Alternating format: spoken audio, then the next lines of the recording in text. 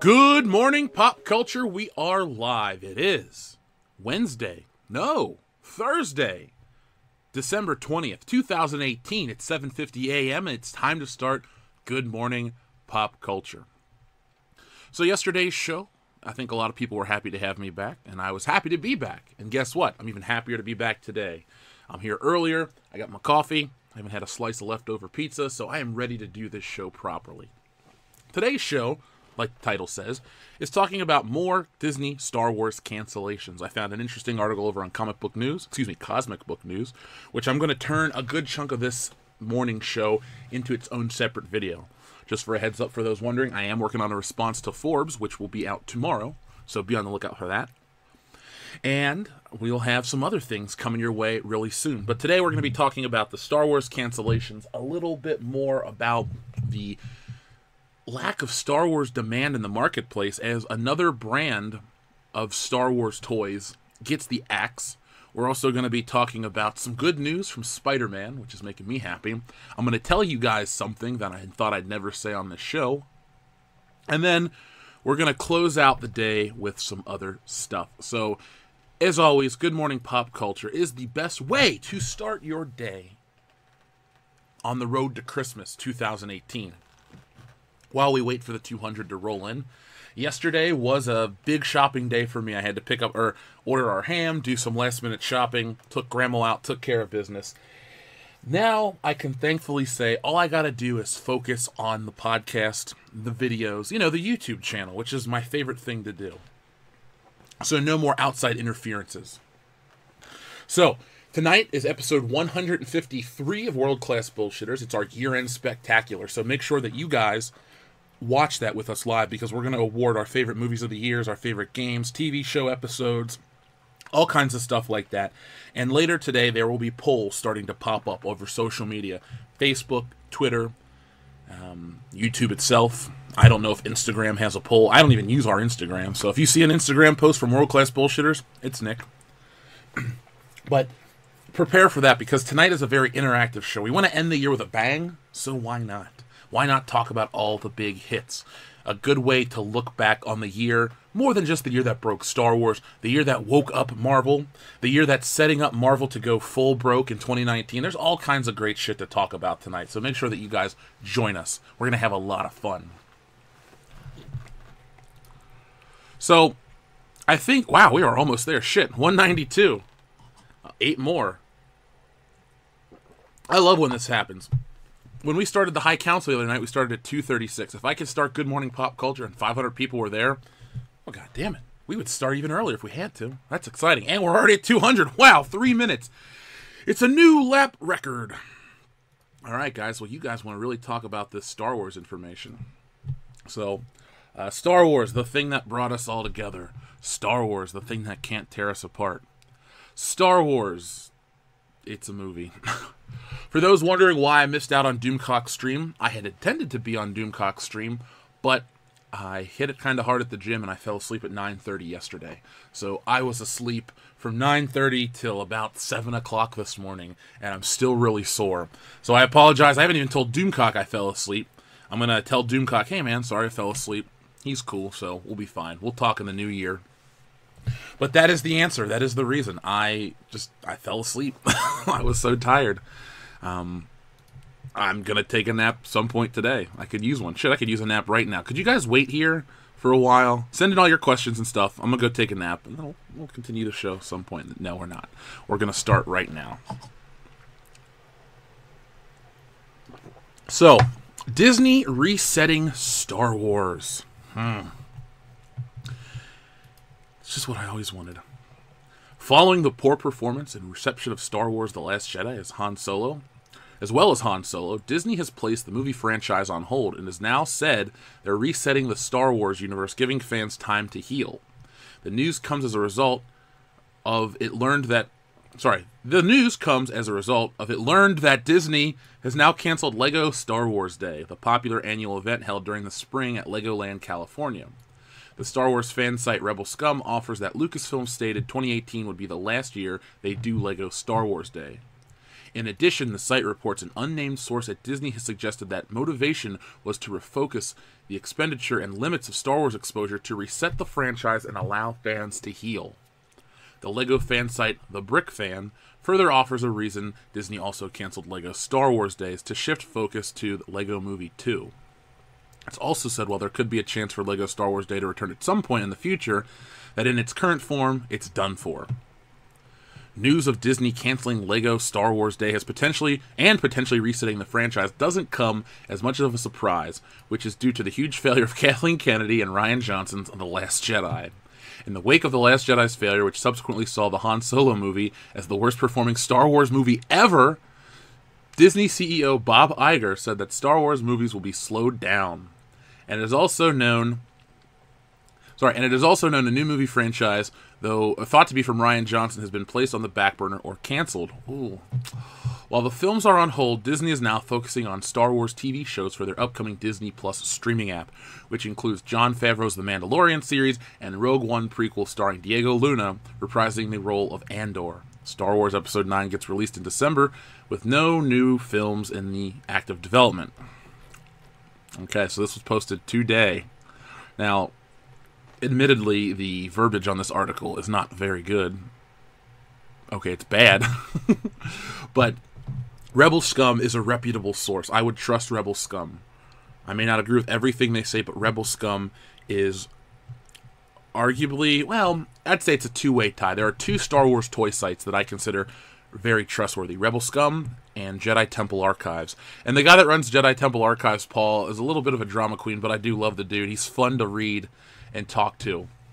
So, Cesare Japan, thank you very much for your first super chat of the day. Too little, too late, Lucasfilm. Hey, damn right it's too little, too late. I think there is a group of people on the inside that know more than we do, and Disney knows the most. Somebody down in the comments section of this article made a very valid point, at least in my opinion. The Last Jedi was like the iceberg that the Titanic hit, and you didn't sink instantly, but after some time it became a catastrophic event. That's where we are right now, in the middle of a catastrophic event. Now, I'm not done talking about how Star Wars is ruining other brands or hurting other brands, because we'll talk about something that was so hot a couple Christmases ago, and it's finally being canceled. And if I can find the image... Where's my damn phone? How do I lose my phone? I'm in a desk.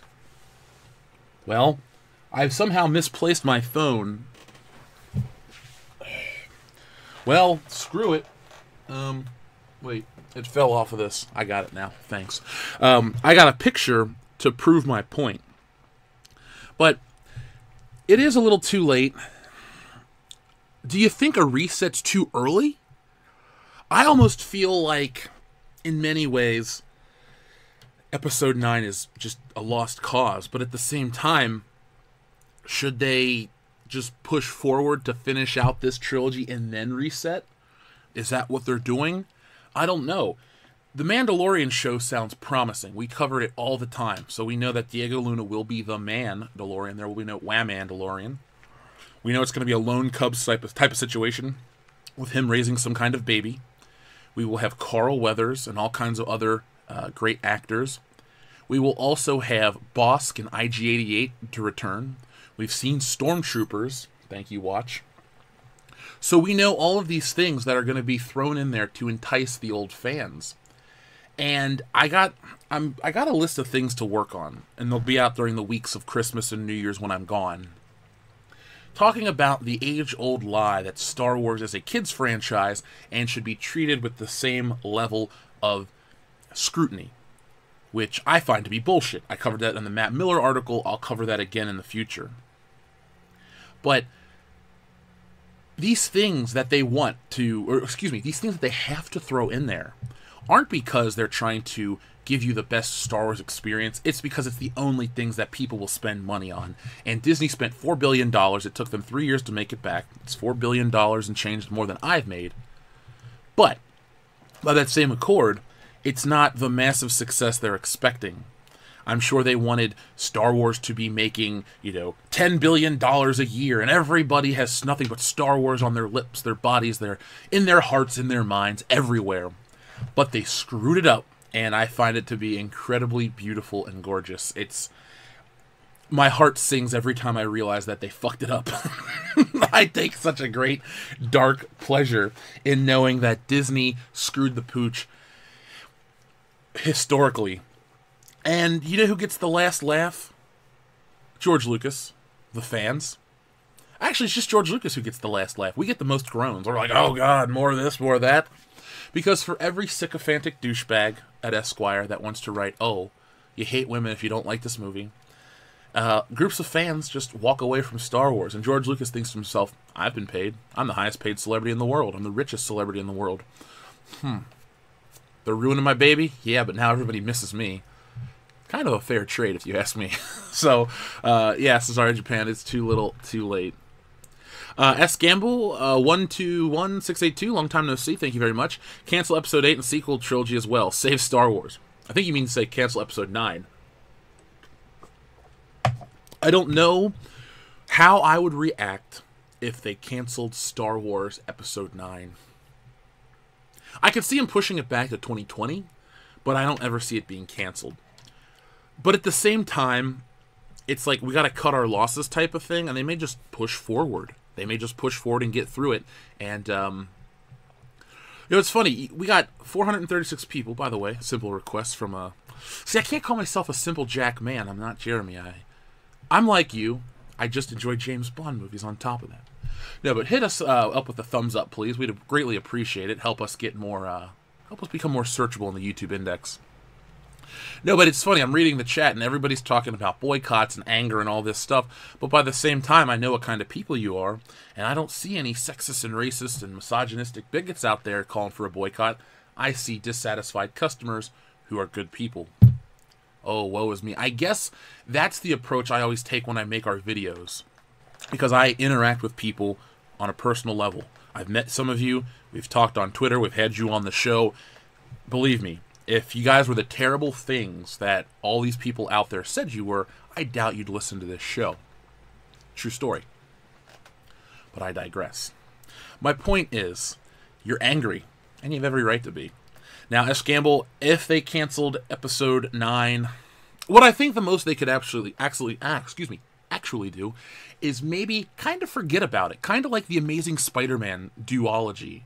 No one really talks about Andrew Garfield positively, and no one like at Sony or corporate just kind of glosses over. Because even though we're going to talk about it in a few moments, we're at that honeymoon period where Sam Raimi's Spider-Man, for me, it never left my heart. Always been a fan. Always watched number 1 and 2 regularly.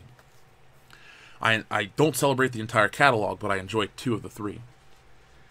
But what I want to get at is Spider-Man, Amazing Spider-Man 1 and 2, are the forgotten Spider-Man movies in many ways. At the time, people were into them wholeheartedly. Oh, it's the best take, it's the newest, it's the greatest, it's the darkest. And then slowly, those movies shit the bed. Actually, pretty quickly, those movies were shit. I have a review of them here on the channel if you want to hear live commentaries with our buddy Justin. But after that, after all that garbage, all that trash, they renew it with Spider-Man Homecoming, which admittedly is not my favorite Spider-Man movie. But people talk about the old, people talk about the new. With Star Wars, no one will ever forget the original trilogy. It literally changed the movie-making world. It changed the world. Let's just be honest. It changed the world. Prequels, hit and miss. But now, and Episode 3 is great. And then looking back, people are way more positive about the prequels. This new trilogy, when we get past it, people will just stop talking about it. And the worst thing you can do for a Star Wars or any kind of media property is to not talk about it. For example, Die Hard will live on forever because the eternal debate of is it a Christmas movie, is it not a Christmas movie, keeps raging on every year, even though Fox themselves officially, before being owned by Disney, has said it's a Christmas movie, the greatest Christmas story ever told. Bruce Willis, I don't care what you say, bro, but I do like you as an actor. But keeping movies fresh in our mind, like A Christmas Story, yeah, it was a failure when it came out, and people did watch it for years and years on videotape. That's how I found it. But once it became played every year on Christmas for 24 hours a day, it became part of the culture. Repetition is the key to success in culture in terms of entertainment, always keeping it fresh on people's minds. but at the same time also going away for a little bit. For example, you don't watch the Christmas Story in mid-March during, March Madness. It doesn't say, oh, and now we're going to cancel the Duke game to play a Christmas Story. No, that would piss people off. It gives you time to miss it, time to want it, and when it's here, you're very excited. That is why The Force Awakens made $2 billion in change. That is why the hype was so big. Yes, my balloon was deflated when I saw the piece of trash, but for the time, it was a big hit. I guess the perfect way to describe it is there's an old James Bond, I think it's Diamonds Are Forever is the novel, has a chapter called Propinquity Propinks, which means the closer you are to something, the more attractive it becomes when you're attracted to it. When you're not attracted to it, here's the adverse to the opposite. Because so many are not attracted to what's happening and it's constantly in your face, it has the opposite effect. It pushes you away. You get tired of it. It's like eating the same meal every night. You just don't want to do it. For one, I like to think that I've taken the calm approach because, yeah, I've called out shills left and right. I've definitely gone hard on the videos throughout the year. But I like to think that I have taken my time to formulate my reasons why I dislike that. And I think that's why so many of you out there have found us and stuck with us, because I don't just hate it to hate. I dislike it and can give valid reasons every day of the week. It's really not hard for me to just... That's one of the things that defines who I am as a person. For example, if you say to me, Jeff, do you like this pizza? And I tell you no, I could give you 5 reasons why I don't like it. And it's not because I like to pick stuff apart. It goes for the same if I like something. Like, why do you like Axel F so much? Well, let me tell you 50 reasons why, and I can sit and break it down. I'm just analytical in that way. Now, far from boring, because usually if you get a couple beers with me, we're having the time of our lives. But I'm able to tell you why I dislike and like something, which is unlike a lot of these articles out there. And I know a lot of you people out there can easily convey your emotions. It's so easy for me to say, oh, I dislike this, and give my reasons, and then we'll get 20 messages that say, well, this is why I dislike it, and this, it makes me feel this way, and blah, blah, blah. We're able to have a conversation. That is the beauty of this community. Samuel Aragon, thank you very much. Imagine Cantina Band playing while Titanic sinks. Does anyone know an animator? Because I got a couple ideas, and I think we should do a Star Wars animated parody about Disney ruining the franchise. I'm going to put it here on the channel. If anyone out there can hook me up with some YouTube animators, we can raise a GoFundMe or something to fund our Star Wars parody animation. That would be incredible. But yeah, I can't imagine. And then as soon as they're done playing the song, someone goes, play that same song. Okay. And then they die. Shelly Roberts, thank you very much. What do you think of the theory that KK is left in charge, so she has to take the blame when Episode 9 tanks? I have heard that theory a few times. I won't say my complaint. My issue with that is, let's be honest, guys. Hollywood is an echo chamber of certain political beliefs. I don't care if you agree with them or disagree with them, whatever. I'm just glad you're here. But we can't really deny it at this point. We know that we're at a point where almost ideology trumps money in certain regards. Now, you will say, well, they're resetting Star Wars. Yes, I said certain regards. The optics are what's important. See, you can put 1,000,001 different degrees of spin on why you're canceling something. Like, I can give you 20 reasons why I like Han Solo's first costume over his Return of the Jedi costume. They can give you 20 reasons why they're canceling a film, why they're doing this, why they're doing that. It is the beauty and the majesty of PR. PR is a very powerful thing. With social media and lower tier celebrities, dare I call them, not even celebrities, just lower end representatives, like people that work at Marvel that go off the handle. You know, there's no PR for them. They're not worthy of PR departments. The PR department will always have a spin for whatever. Now, to actually answer what you're asking, I don't think Kathleen Kennedy will be blamed for Episode 9's failure. If it fails, and it could, it will be blamed by people like Matt Miller on internet trolls and all this stuff. But my favorite argument that the anti-fandom menace community has ever levied against us is a small group of Star Wars fans, a minority, Well, we can show you how powerful this minority actually is when Solo fails at the box office, when people aren't buying the merchandise, when Star Wars is a dead brand. It really is dead and rotting at this point. It has died years ago. You know what? Star Wars passed away peacefully. It looked like Padme. Remember how Padme died? Yeah, of a broken heart, it was retarded. But remember how she died and had that dress on and the little piece from Anakin and she was buried nicely?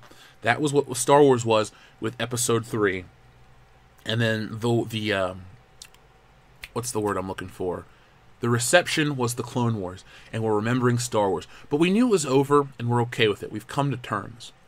Well, then Fritz, Frankenstein's stupid assistant, dug up Padme, knocked her head and arm off, and then cobbled her together, electrified her. She looked good for a little bit. It's kind of like Frankenhooker. Has anyone seen that movie? Where, Star Wars looked good for a little bit, and then we saw it's truly soulless, and then it just lays there. It's like a kid's toy. You were so excited to get it. You got it. It didn't meet expectations. Mom and Dad forgot to put batteries in it. And now it just kind of sits there. And no one uses it or wants it. So I do love the small argument thing. Because if Episode 9 tanks, their heads will literally explode. Okay, not literally, figuratively. I understand the difference. Just putting that out there for our friends that are listening closely. Between us, they're always listening. But Shelley, Kathleen Kennedy will not be blamed for any of it. She will get away. She's like the Teflon Don. She'll get away scot-free because of the narrative. Surprisingly, Amy Pascal got fired for other reasons, the whole Sony email leak. So I'll give Sony credit. Another thing, Kathleen Kennedy will probably just retire in a couple years. She's, 65? Something like that. That's the average retirement age. She's got a bunch of money. She's got a golden parachute. Her husband's rich and successful. They got one kid, so they probably didn't spend that much on raising a child. And if they did, they're involved with Star Wars and Indiana Jones and all the good shit because they know Spielberg and Lucas. Not because they're the best of the few and the proud.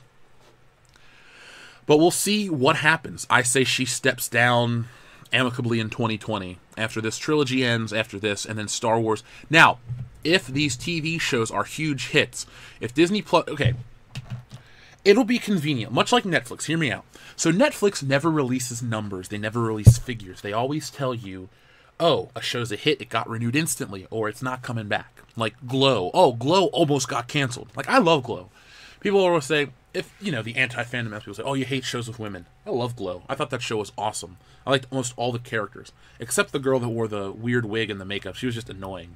I used to like Orange is the New Black quite a bit, too. When it came out, it was new. It was kind of charming. The characters, especially Poussey. Once they killed her, I left. I was like, no more. That was the best, most optimistic character in the show. You take away that, you lump in the politics, I'm done. But have you noticed, normally Netflix will not release information about their shows unless it's convenient. They will talk about Luke Cage dipping. They will talk about Daredevil dipping 50%. They will give numbers when it makes sense. The Disney streaming service will be released, and it will get a couple million subscribers. Let's not act like it's not going to happen. You will see spin. Because the thing is, Disney will know who signs up for their service. It's very easy. You have to sign up with a credit card. You can easily access who your database, who your consumers are. We know just on YouTube analytics alone that we're 95% male audience from ages about, 17 to 45. So we know who our target demographic is, and we don't even pay for that shit. Disney, the biggest media company in history, definitely knows who buys their shit. But they will twist it to tell you that, 4 million people signed up on day one just for Star Wars The Mandalorian. And they'll try to revive that Star Wars hype. And yes, you will get your people on certain websites saying The Mandalorian is the most important part of Star Wars lore since 1983's Return of the Jedi, blah, blah, blah. And you'll get people that act like it's the greatest thing in the world. And they'll be so excited and they'll sign up. And then they'll watch it. But you got to take into account, and be honest with yourselves, how many people are watching the Disney streaming service for their kids so they can be, well, I want to bang so-and-so, I'm going to put this on for the kid and we're going to go have fun. Or, for example, oh, it's the weekend and I need to cook and, I can't really watch little Jennifer. What am I going to do? We're going to put on the Disney streaming service and, it'll stream Toy Story 1, 2, and 3 instantly and the kid will be entertained for almost 6 hours. I firmly believe that will be the mass appeal of the Disney streaming service, a digital virtual babysitter, because the Disney brand has gone out of their way to make sure that they do not put anything offensive. Now, I'm not saying you need to be offensive for offensive sake, but I like when movies have the balls to try something. Like, did you know that Indiana Jones and the Last Crusade is censored from its theatrical release? I bet you didn't know that. Now, I wouldn't consider Indiana Jones a kid's film, but I would consider it a movie for everybody. Much like a Star Wars, much like a Back to the Future. It has things that have certain language, certain levels of violence that may scare little bitty Jimmy, but by the same time, when the kid's like 8 years old, they're really going to get into the story. And it's the kind of movie that shapes a kid's imagination. It's the kind of movie that really shapes people's lives, you know? Some people, oh, I love Indiana Jones. I want to become an archaeologist. I did for a week until I found out what archaeologists actually do, and I said, screw it. When I was a little kid, I wanted to be a plastic surgeon. That was my goal. I liked boobs. I wanted to work on them. I like money. And then I realized I'd have to cut people open. I'm like, I just can't do it. So that dream went away. But I got this, so I'm actually way happier than I could ever be. Well, I still like boobs. That's neither here nor there. But my point is, Disney has gone so far out of their way to keep anything even mildly interesting in their movies that they become same, safe, boring crap. So that streaming service is nothing but one big safety blanket. And the funniest part is they can't even sell Star Wars, the movies on it. They can't sell the originals. They can't sell the prequels. They can't even sell a good chunk of this new trilogy. They have to sell it on Solo and The Mandalorian and whatever Cassian Andor show is. And if you go based on how many people are buying Cassian Andor products and Rogue One stuff, not a lot. Because we live in a world where, oh, I love this, so I'm going to go get the Funko Pop, or I'm going to go get this. You know, we live in a merchandised world. Everything you love has a piece of merchandise, except Axel Foley. And I'm still pissed off about it, but I think it'll be coming next year, and when they do, I'll cry tears of joy. Michael Myers got a movie out. Michael Myers got toys. People bought them. Han Solo is back in a movie. Han Solo's got toys. Can't really even find the Han Solo figures anymore. But Cassian Andor, not only could you find him when it came out, you could find him so long until Walmart had to penny him out for 3 cents a piece, and they accidentally reshipped him, and now he's coming back because people just can't get enough Cassian Andor, the most milquetoast character in the Star Wars universe. By the way, shout out to 771 viewers. Holy shit, that's a lot of people watching. Good morning to everybody. Thank you for joining Good Morning Pop Culture. S. Gamble says, correction, cancel episode 9 and sequel trilogy, save Star Wars. I think I understood what you're saying, S. Gamble, but yeah. Save Star Wars, I think, is the, you know what we should all do? If anyone's going to Star Wars Celebration, I got it. I got what we're going to do to get the attention. Everybody here seen Back to the Future, correct? Remember the Save the Clock Tower lady? Save the Star Wars, save the Star Wars. I'll get a giant thing of flyers made, and everybody goes out there, and they just give out a flyer, Save Star Wars, and we let everybody know why Disney Star Wars is what it is and how bad it truly is. That would be probably the most fun we could possibly have. Save the Star Wars. I'll do it. I'll get a light blue flyer printed up. It'll be like it, you know, on December 18th, 2015, lightning struck Star Wars and killed it dead, and blah, blah, blah. I'll do the whole thing. If enough people are interested, we'll make it happen. Rocket Insano, thank you very much. Every time I see your name, I think of Captain Insano, and Captain Insano shows no moisey. Can't wait to get attached to a character I know gets decapitated as a backdrop to a much more important scene in a movie I really didn't like. Oh, Jango Fett.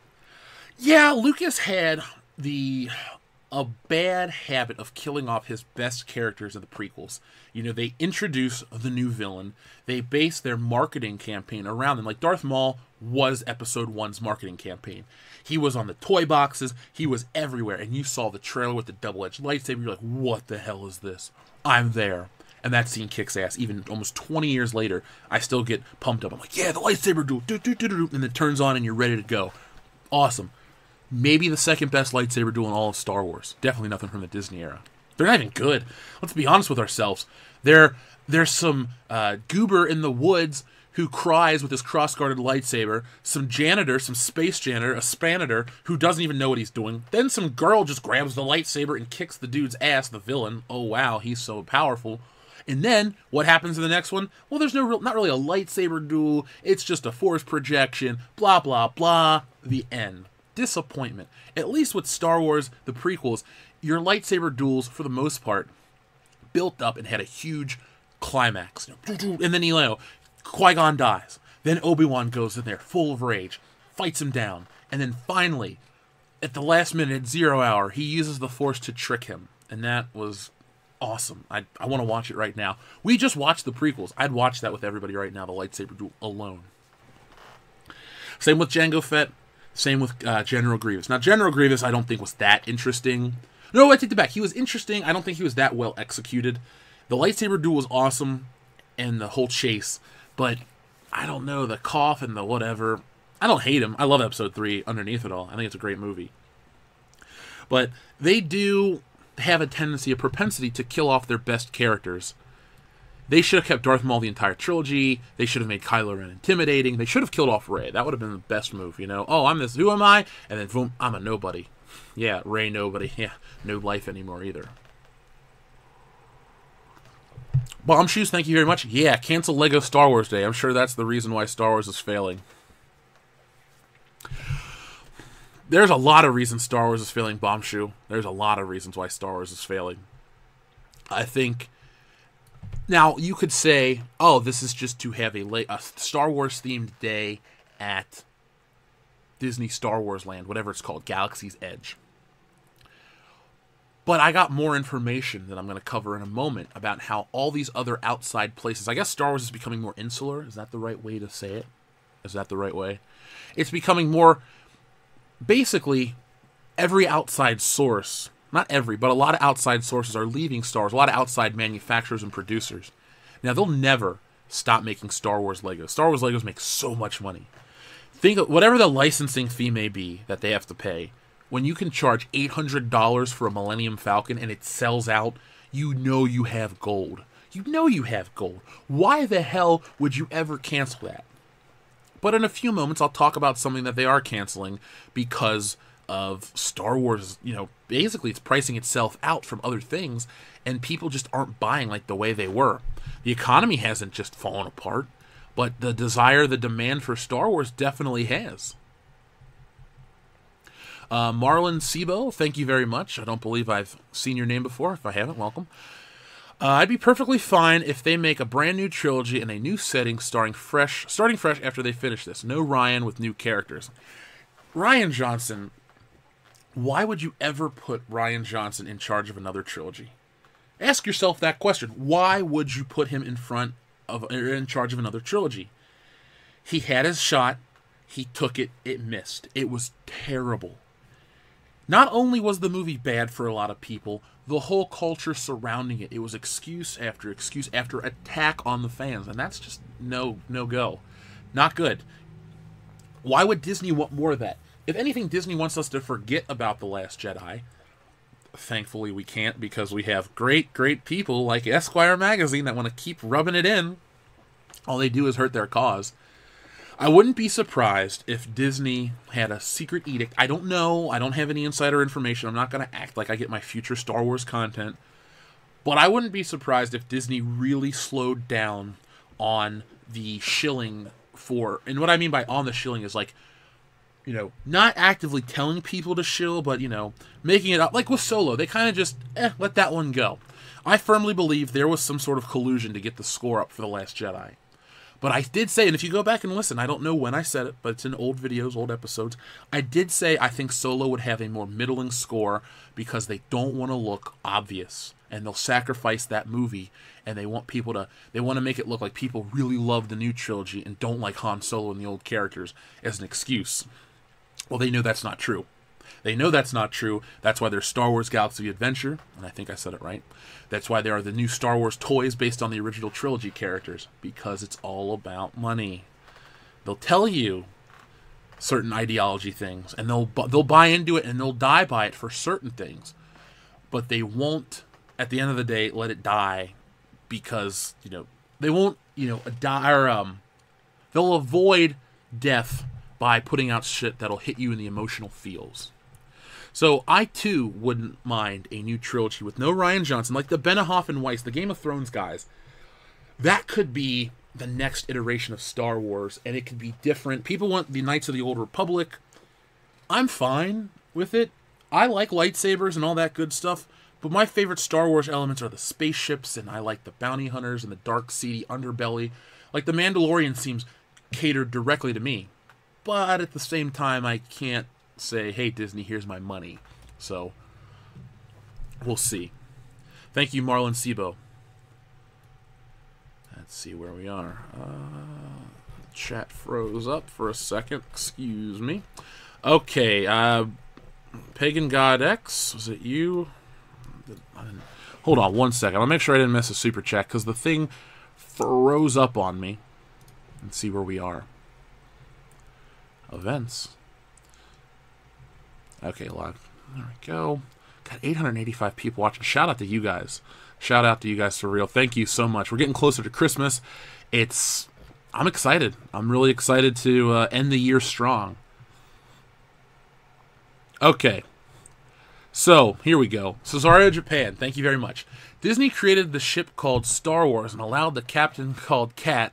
Screw it. Subversive Jake gave it a better Titanic allegory than this. Subversive Jake. I honestly feel like Subversive Jake should get the Star Wars Hero of the Year award for his work on Ryan the Boatmaker, which I might close this episode out by reading. If anyone has not heard of Ryan the Boatmaker, stick around till the end. I'll save it for the end. And remind me, chat, please, because, you know, we go on these tangents. We will reread Ryan the Boatmaker. It is the greatest thing to come out of 2018 Star Wars dumpster fire climate. It's great, it's funny, it's well made. I love it. I think Subversive Jake did a fantastic job. I have nothing but praise for the dude. To me, that is how you write a subversive dig at Star Wars. I love it. Wholeheartedly love it. I would buy, if they made a book of the Ryan the Boatmaker, I'd buy it. I'd buy the book, I'd get the t-shirt, I'd eat the cereal, I'd call it athletics. I'd get into it. It's so good. And if you haven't checked it out, guys, it's on Twitter under Subversive Jake. You need to check it out. It gets my wholehearted recommendation. Thumbs up. One of my favorite moments of the year. I laughed till I cried. I loved it so much. And I really want to work with Subversive Jake. I told him this when it came out, and I haven't had the time because we've been so busy, but I want to get everybody in the Fandom Menace involved, and I want to do an audio narration of it and somehow find a way to animate his artwork and turn it into a little cartoon. And we could really, really do something incredible with it. Like, all credit to him. It's his work.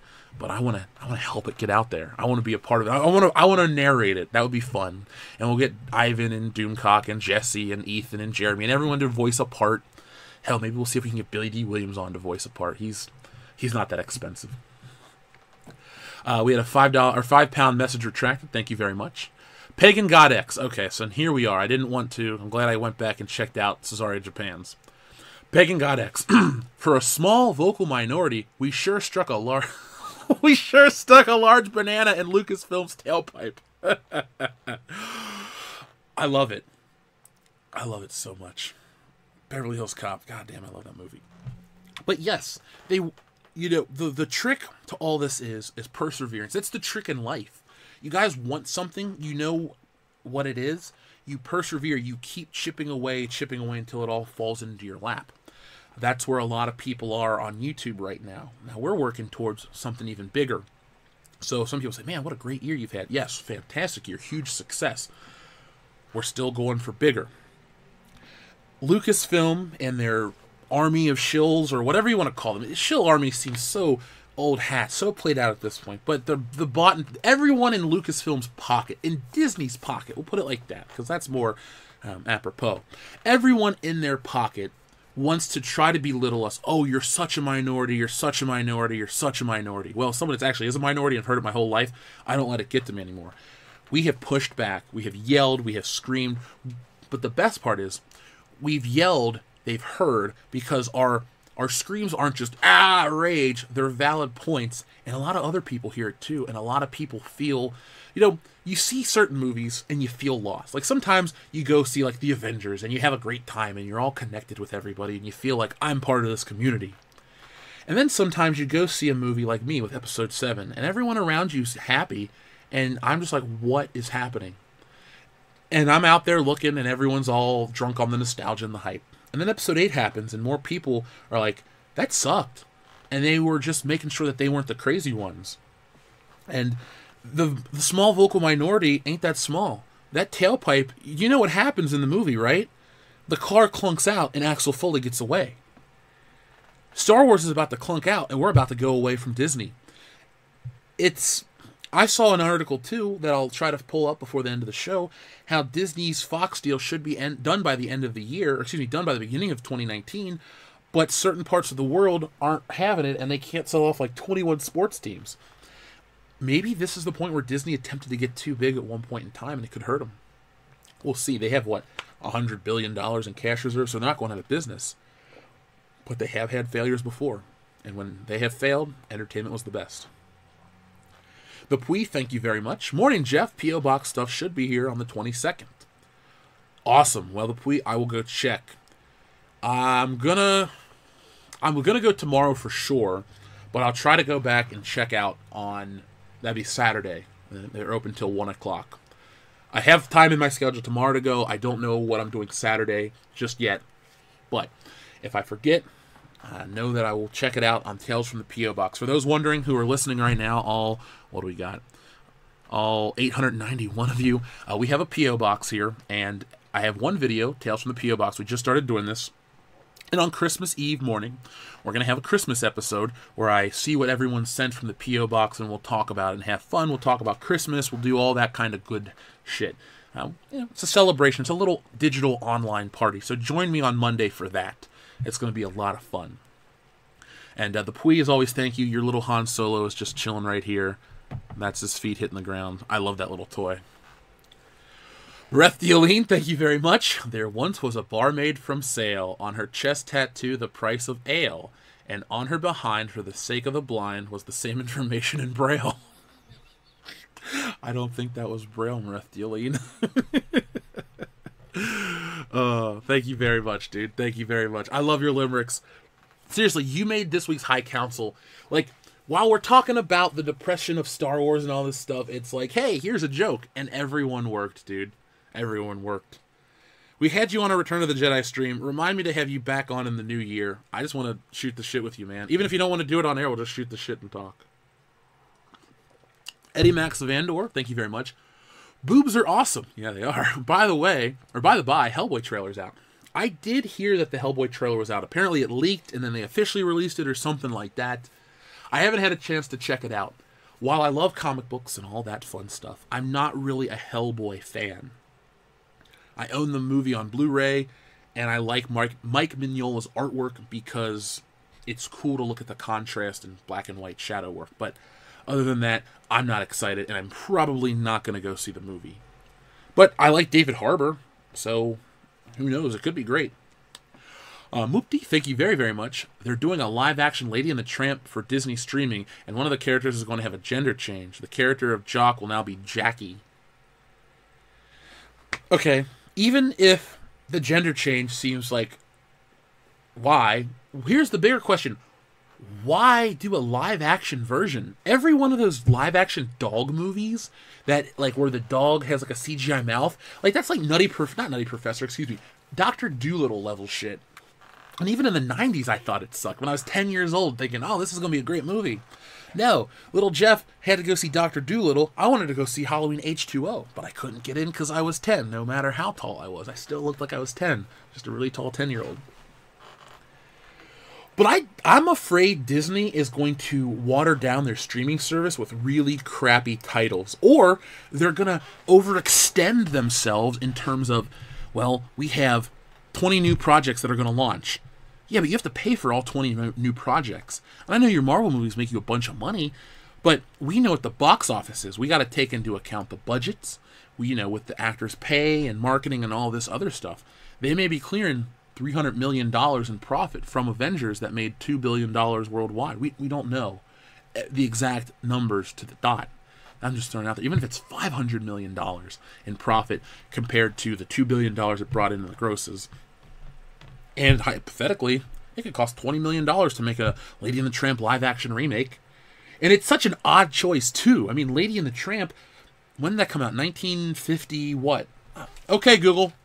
What year did Lady and the Tramp come out? Okay. Oh, well, it didn't want to tell me. Okay, Google. What year did Lady and the Tramp come out? It was... Wow, okay. It almost said it. Never mind. It's not even that important. Lady and the Tramp. 1955. There we go. So it was a 1950s flick. It was a 1950s flick that... It's what? 63 years old at this point? How many people are really calling for a remake? It's such an odd choice. But if it's a hit, it's a hit, whatever. I don't know. I don't know what to say. But gender swapping never really works. It'll be such a small element to it that no one will really get up in arms about it. But at the same time, not enough people are going to sing its praises. Like, everyone's going on about Lion King and Dumbo and Aladdin. By the way, Aladdin looks terrible. Those things aren't, getting, at least they're not enticing me. And they say, well, you're a 30-year-old single guy. You shouldn't be enticed by Aladdin. But I loved the original one. Wouldn't you want everybody's money? I guess not. Math isn't my best subject. Thank you very much. Resetting Star Wars. The day I always feared has arrived. They were recasting the big three. Now we know why. Can we get a link for this article? Sure. You sure can. Let's see. I'll send you that in a moment. Let me do something. Yeah, I'll send you that in a moment. I promise. Just remind me, because I don't want to have to close out the screen thing and get the URL. Well, hold on. I think I can do it this way. And here we go. All right. So check the chat in 3, 2, 1. Boom. It should be right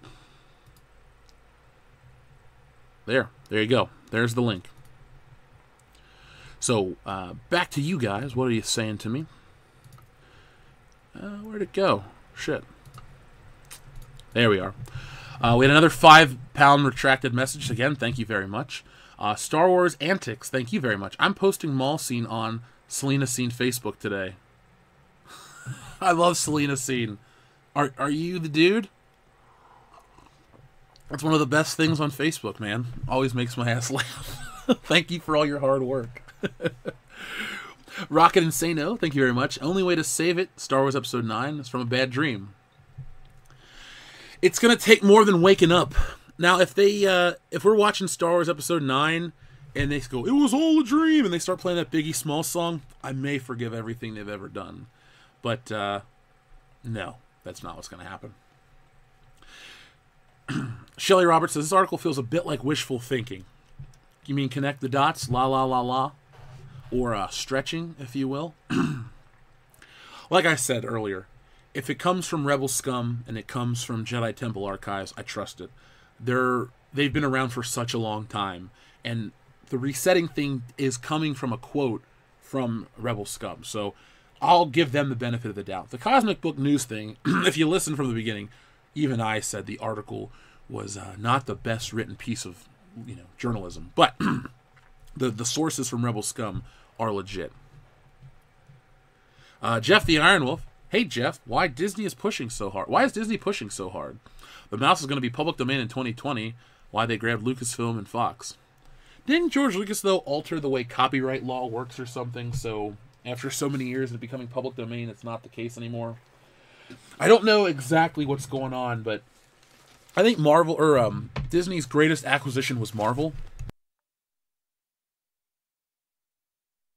Because they had so many characters. So many characters. Star Wars, you had such a small few, and they've chosen to ruin them. Also, when you're buying up Fox, I guess they're going to make a bunch of money on the back end of catalog films. If you guys don't want to give money to Disney, go out and pick up your favorite Fox movies soon. Like, if you've been on the fence about getting a copy of Alien or something, get it now before they get their cut. Or buy it in the secondhand market, like on Amazon. Stuff like that. Stuff that they've already been paid for. Amazon's already paid for your copy of Alien or this or that. So just be prepared for the super ultimate Disney censored edition. Let's see. Gerhard von Staden says, sorry if I missed it, but do you plan on canceling your Patreon? Because I'm still very much looking forward to my Patreon request discussion with you. Yeah, we're not canceling it. What we're gonna do, because Subscribestar had a hiccup where they couldn't accept new people. We're keeping it, but we're also going to expand. So if anybody that likes supporting World Class Bullshitters, we'll give you more options. We're not going to take away, because people, our Patreon thing is a very good, we have a good thing going with it right now. Not really the money thing, it's because we can contact with you guys in a very easy way. And if you've been on the show, you know how it works. It's very easy. We can post links. We can do all kinds of stuff. Don't worry, Gerhard. If I've said something to you, it's going to happen. If it's got, you know, a little delayed, I can't help that, and I apologize. But if it will happen, I'm not getting rid of the service. I'm not going to screw people over. We got a whole bunch of requests in the hopper that are waiting to get done. We just got to find a time for everybody. And don't worry, it's going to happen. I'm not getting rid of the service. So. Everyone that's stuck with us, everybody really has, maybe 7 or 8 people left. Thank you for sticking with us. We appreciate it. We appreciate all of you, and we give you guys a lot of content. Obviously, tonight after hours, we give you guys exclusive access to being on the show and stuff like that. So you'll have your discussion, Gerhard. Do not worry. It may take a minute, but we'll make sure it happens, and I guarantee you it'll be the discussion you've always wanted to have. So don't worry, man. Don't worry. Billy Ritchie says, what is your take on the Boy Scouts going broke? I have not heard about the Boy Scouts going broke. I was in the Cub Scouts for about 5 minutes in the 90s, and then I quit. I did not like it whatsoever. It was boring. I was one of those kids that didn't like having to do shit after school. Like, I was a good student. I worked hard in school. I did my homework. I had A's. And then after I did my homework, I wanted to play video games or play with my toys or stuff. I hated going somewhere at like 7 o'clock at night. From 7 to 8, we're having a meeting or a den meeting, this, that. I hated that shit. So I got out of it real quick.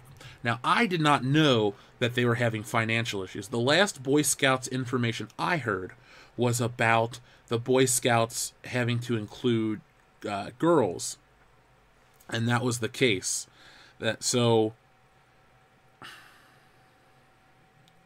see. All kinds of people are talking about Boy Scouts. Let's see. Bankruptcy on the table was Boy Scouts confront sex. Ooh. Yeah, maybe. Okay, if it goes bankrupt, well, then maybe they have some, there's some bad shit going on, allegedly, in the Boy Scouts, so I'm sure a lot of people were involved with it and had a good time growing up.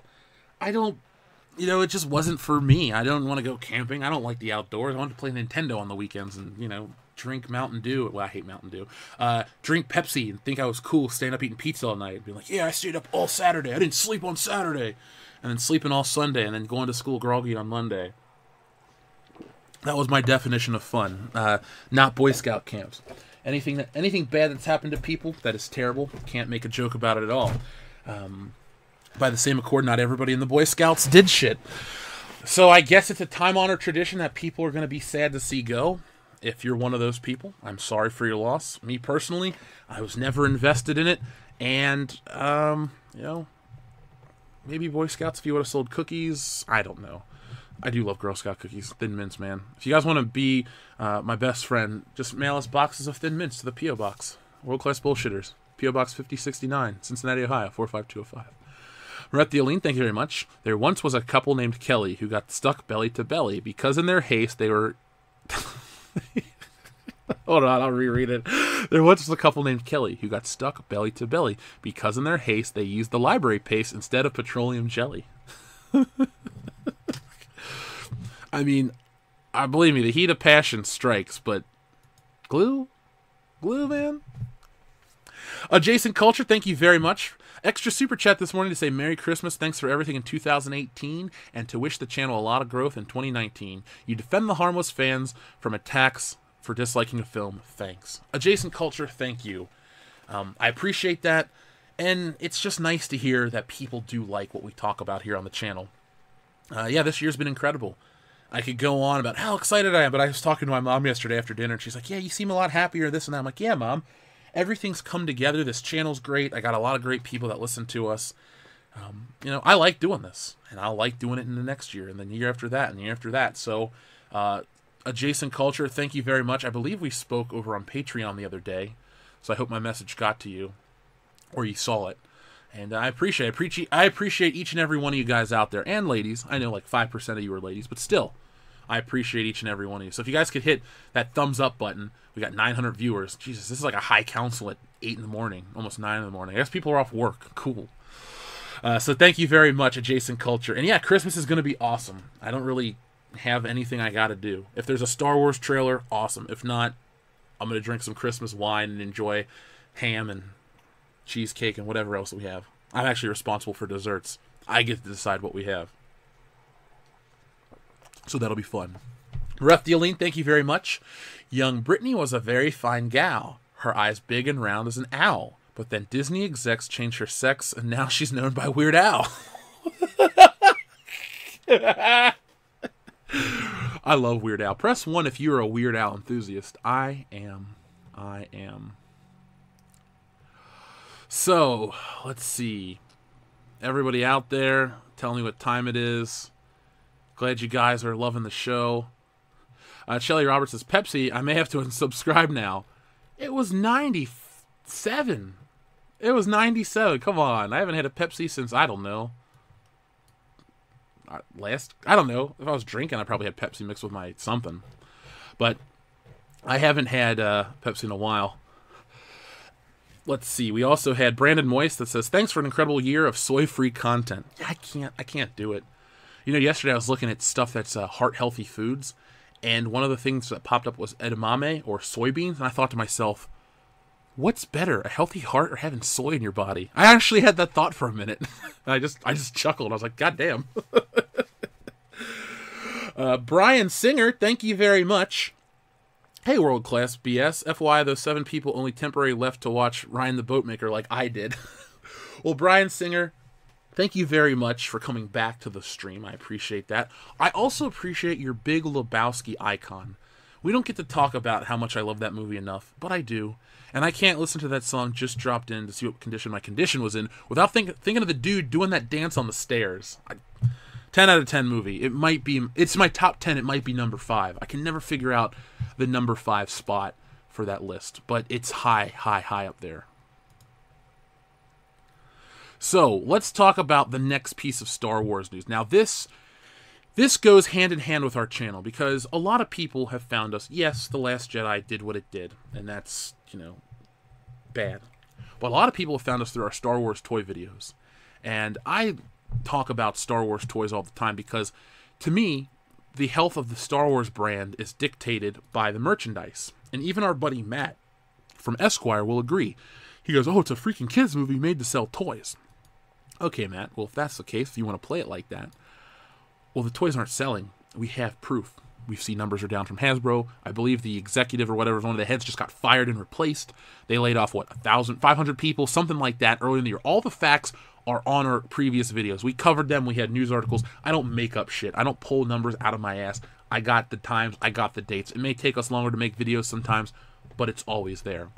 So, does anybody remember back to 2015 when everybody wanted this stupid BB-8, this Sphero BB-8? Lucasfilm will not, Sphero will not be renewing their Disney license. It will expire in 2019. So that means Sphero BB-8, Sphero R2-D2, as well as Spider-Man and Lightning McQueen will no longer be produced. Now you're thinking, oh, this is just a licensing agreement that's canceled. It's expiring. It's just toys, blah, blah, blah. But hear me out. I had seen these things clearanced for about 80% off. Let me see if I can find the picture to share to Twitter real quick. Because I saw these and I thought, these were the most in-demand things ever. And now nobody wants them. To me, this is indicative of Star Wars in general. They get out there, they pump out this stuff, high price, people get excited, they experience it, and then they don't like it. And, where's that image at? I'm trying to find it for you guys to share. Let's see, I saw it around Thanksgiving. Okay, oh, it's a little video. I can't share that on Twitter. I'll share it. But these little Sphero things, they're 80% off. Originally $74, now $16. BB-8 was $149, $30. R2-D2 was $199, now $40. Excuse me, Battle-worn BB-8. So these things get canceled out, they get clearance. They do not retain any market value. And the point I'm trying to make out of all of this is that the Disney license for Star Wars is astronomical. They're going to price themselves out from existing in the marketplace. You could think, oh, well, maybe they're just trying to keep themselves, they're going to do the toys themselves. Even at the Disney store, Star Wars has no presence. It's the weirdest property ever. Every other thing, fucking Toy Story's out every day. I can go buy Buzz Lightyear at every Walmart across America, in every shopping mall, in every Target. I can find Buzz Lightyear. And I like Buzz Lightyear. I'm not digging on the character. But who I can't find are characters from new movies that are out fairly recent. Like Toy Story 3 is what, 2011? It's 2018. I can't find shit from 2018 in stores anymore. And it's not because it's sold out. It's because it either never came out or it never appeared because of retail issues. So I find it very telling that these companies are slowly moving away from Star Wars. Star Wars will not be branded on everything in the future. Disney got away with it. They got away with their stuff with The Last Jedi last year, their pricing structure. And this year, they're not going to get that. They're not going to get that. And, well, tough shit, Disney. You did it to yourselves. Now let's talk a little bit more about Episode 9 and its trailer, because this is the shit you guys care about. Star Wars 9 title and trailer release date delayed, and the fans won't like why. Now this comes from Express, home of the Daily and Sunday Express. So I'm not in the UK. Disney enjoys making their fans wait, and wait, and wait. The build-up for the Avengers Endgame trailer dragged through most of the year and arrived at the last possible moment. This week, there were reports of the Spider-Man trailer, which has already been shown at the CCXP Comic-Con. Wow, people don't know how to spell Comic-Con in Brazil. It was imminent. The subsequent news, it would be pushed back, further reinforced all hopes that the Star Wars 9 trailer would be the first out of the gate. Unfortunately, unless they suddenly appear on Thursday, there is no way now that Disney will release anything once Mary Poppins hits cinemas on Friday. But what's the reason for this delay? The Hellboy trailer dropped 24 hours earlier than announced due to a sudden online leak. The trailer, along with that of Spider-Man Far From Home's teaser, has already been shown to preview audiences. Both also received their classifications and passes from the controlling trailer authorities. There have been consistent reports that Star Wars 9's teaser is finished and ready, but there has still no news or leaks of any official classifications necessary before a trailer can be broadcast. The report claims these have been reports Disney is debating whether or not to drop the trailer this week or even this month. It has been said Disney is delaying Episode 9's trailer for the movie in order to focus on the word of mouth for Avengers Endgame, Captain Marvel, and Lion King, 3 big Disney releases next year. It won't be attached to Mary Poppins, as a lot of people have been suggesting. That's not to say there won't be footage this month. Maybe something on Christmas Day, something mixed with Star Wars Galaxy Edge. Mary Poppins will almost certainly be accompanied by a trailer for Lion King, Dumbo, and potentially Aladdin. There's also no major releases over the next few months, meaning Star Wars materials are more than likely to be hooked around another major focal point. The Christmas Day rumors connected to an eyewitness account of a commercial being filmed at Disney World for December 25th, which contained a reference to galaxies far, far away. However, this could simply be directed to the new Star Wars sections coming to a major Disney park. The next major potential date is the Super Bowl on February 3rd. Fans will be crossing their fingers. They don't have to wait that much longer. It's kind of a hefty thing to say right there. Now, if I'm going to be honest, the first thing I thought, guys, when I read this is, man, the competition for Star Wars is kind of heavy. And it's Disney. Disney has basically gone into competition with themselves. People say they're too big to fail, and I prove there are other companies even bigger that have failed due to other circumstances. But I digress. The point I'm trying to make to you right now is Lion King, Aladdin, Dumbo, Avengers, Captain Marvel, and Spider-Man are all Disney or at least Disney licensed films. Those movies are going to make bank. Now, Aladdin, Dumbo, and Lion King are not for me. I'm not in their demographic. And that's fine. But those movies are going to be a hit, especially Dumbo. Dumbo, of the 3 I just mentioned, looks the most interesting. Depending on how artsy I want to be, I might like Tim Burton. I might not. I love Batman. I don't really dig Edward Scissorhands. Well, I like Edward Scissorhands. I take that back. I don't dislike that movie. I don't like his Planet of the Apes. That movie sucks. But I do love that new trilogy. Holy shit. You know what? We're doing those in 2019. Planet of the Apes. We're doing them. Watch party, baby. Watch party. But Star Wars, I guess the Super Bowl would be the best time. Now, are we going to have a repeat? Remember, Solo was first seen at the Super Bowl. And we talked about that way back in February. And then the trailer came out the day after on Good Morning America. And holy shit, was it, it was an okay trailer, I guess. No, it wasn't. I hate Alden Ehrenreich's voice as Han Solo. Now, unlike Solo's trailer, which came out, February, and the movie's out May, so 3 months, we will have 10 months for Episode 8's hype. Or, excuse me, Episode 9's hype. I say they go full bore on Episode 9 hype post-Spider-Man. They're going to play it out because you don't want to try... Look, people say, well, they can have hype for everything. Can they though? Dude, like I'm talking to some one person. But can they though? Let's be honest with ourselves. These websites like Cosmic Book News, comicbook.com, Comic Book Movie, all these other websites, these media sites, they only have so many articles they can put out about genre entertainment. Like Screen Rant does a lot of it, but they also have to talk about other things as well. It would just become too confusing. I honestly think Captain Marvel and an Avengers trailer in 1 week was too much. Because, to me, it's an indicative of what's going to happen with that film. Captain Marvel comes out.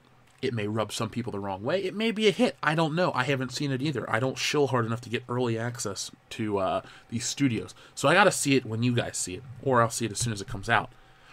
But my point is, let's say this movie is a complete dumpster fire trash heap that nobody enjoys. Well, you know what? Only in 49 days will people stop talking about it.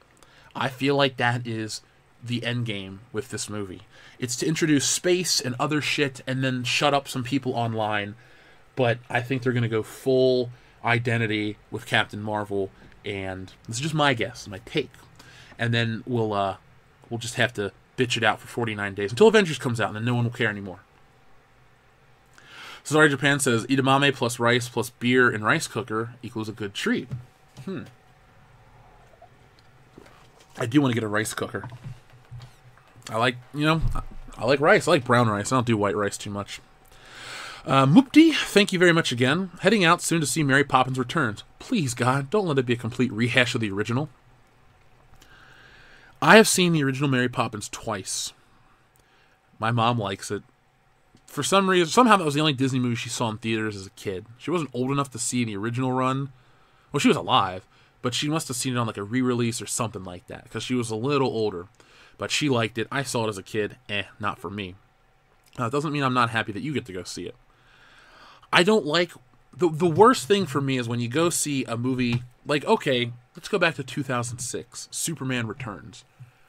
I loved Christopher Reeve's Superman. Himself. He was the perfect Superman. Liked the first movie. Liked the second movie.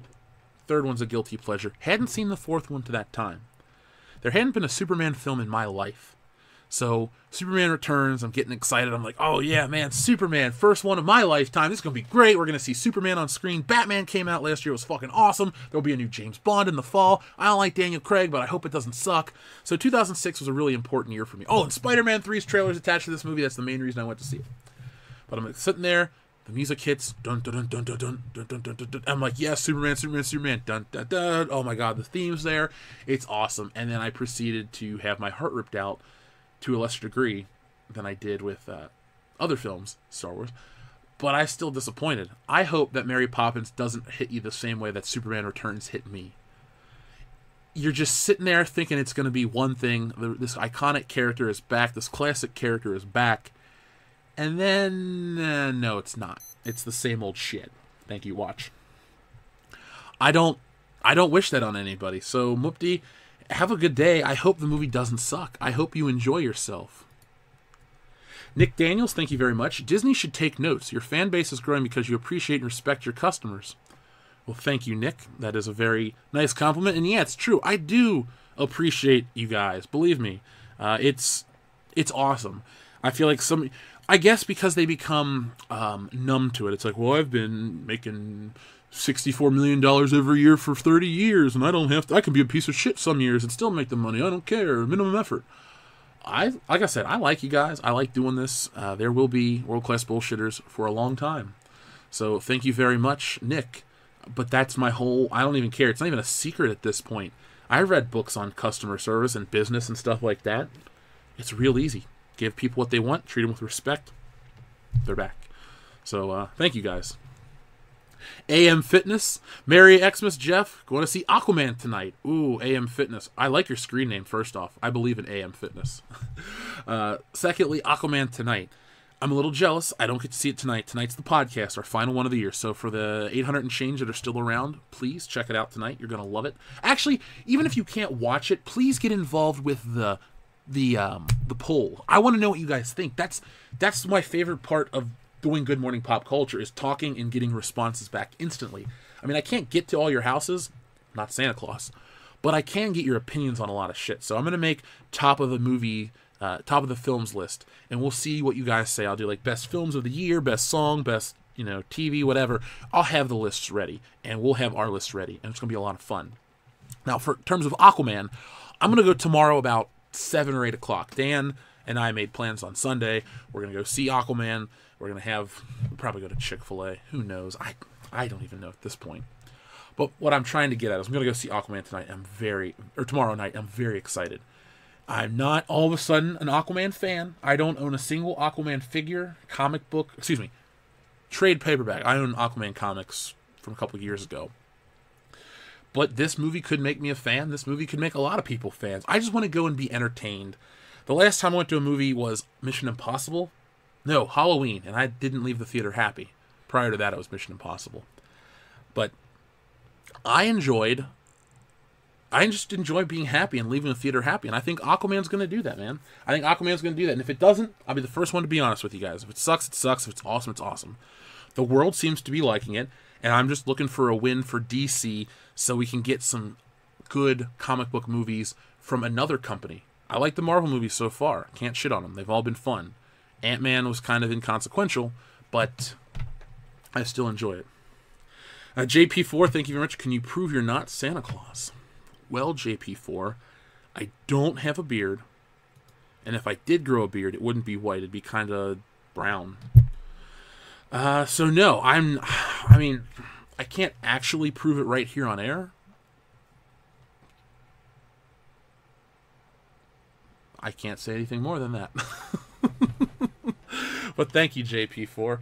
If I was, what would I bring you guys? I would bring Lucasfilm lumps of coal or turds. What do you think would be more appropriate for them? Lumps of coal or turds?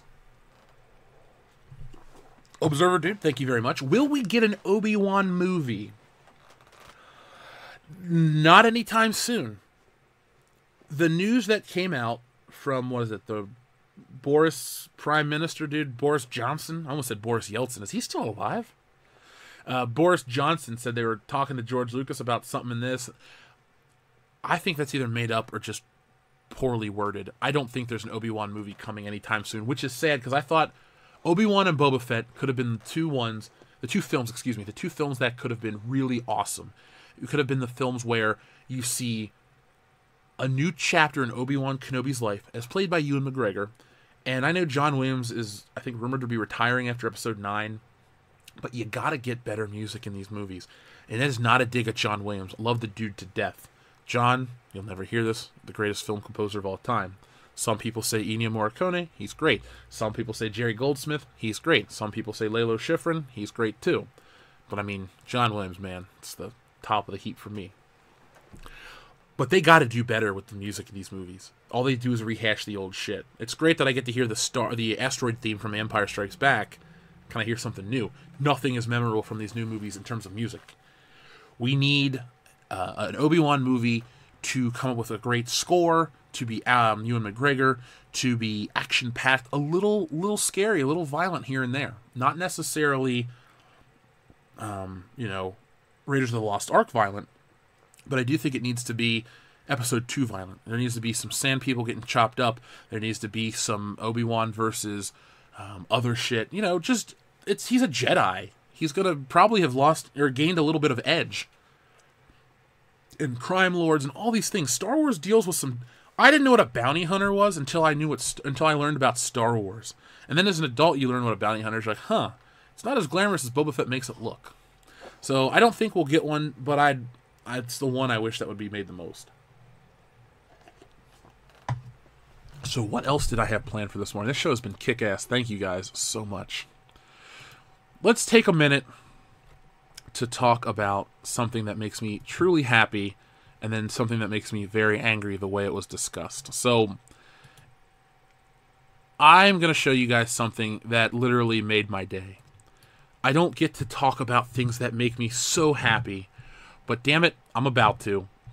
And damn it, I tried to get this earlier this morning, and I couldn't due to technical issues. But do me a favor, folks. Take a look at your screen right now. What do you see there? You're probably looking at it, and you see Spider-Man. And I say, yes, that is Spider-Man. Astute observation. But more importantly, that is the Sam Raimi Spider-Man costume. For Christmas, from Insomnia Games.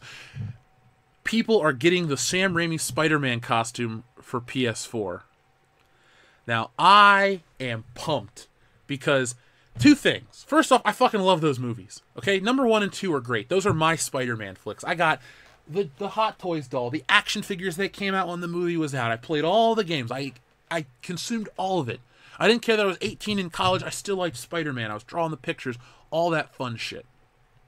Now, the second part, and the more important part, is this is what happens when a company listens to its consumers. If you were to go back and read any of the message boards or the comment sections on websites where they would announce all the new suits, everyone says, where's the Raimi suit? Where's the Raimi suit? Where's the Raimi suit? They release all the DLC, no Raimi suit. People are upset. What do they give you for Christmas for free?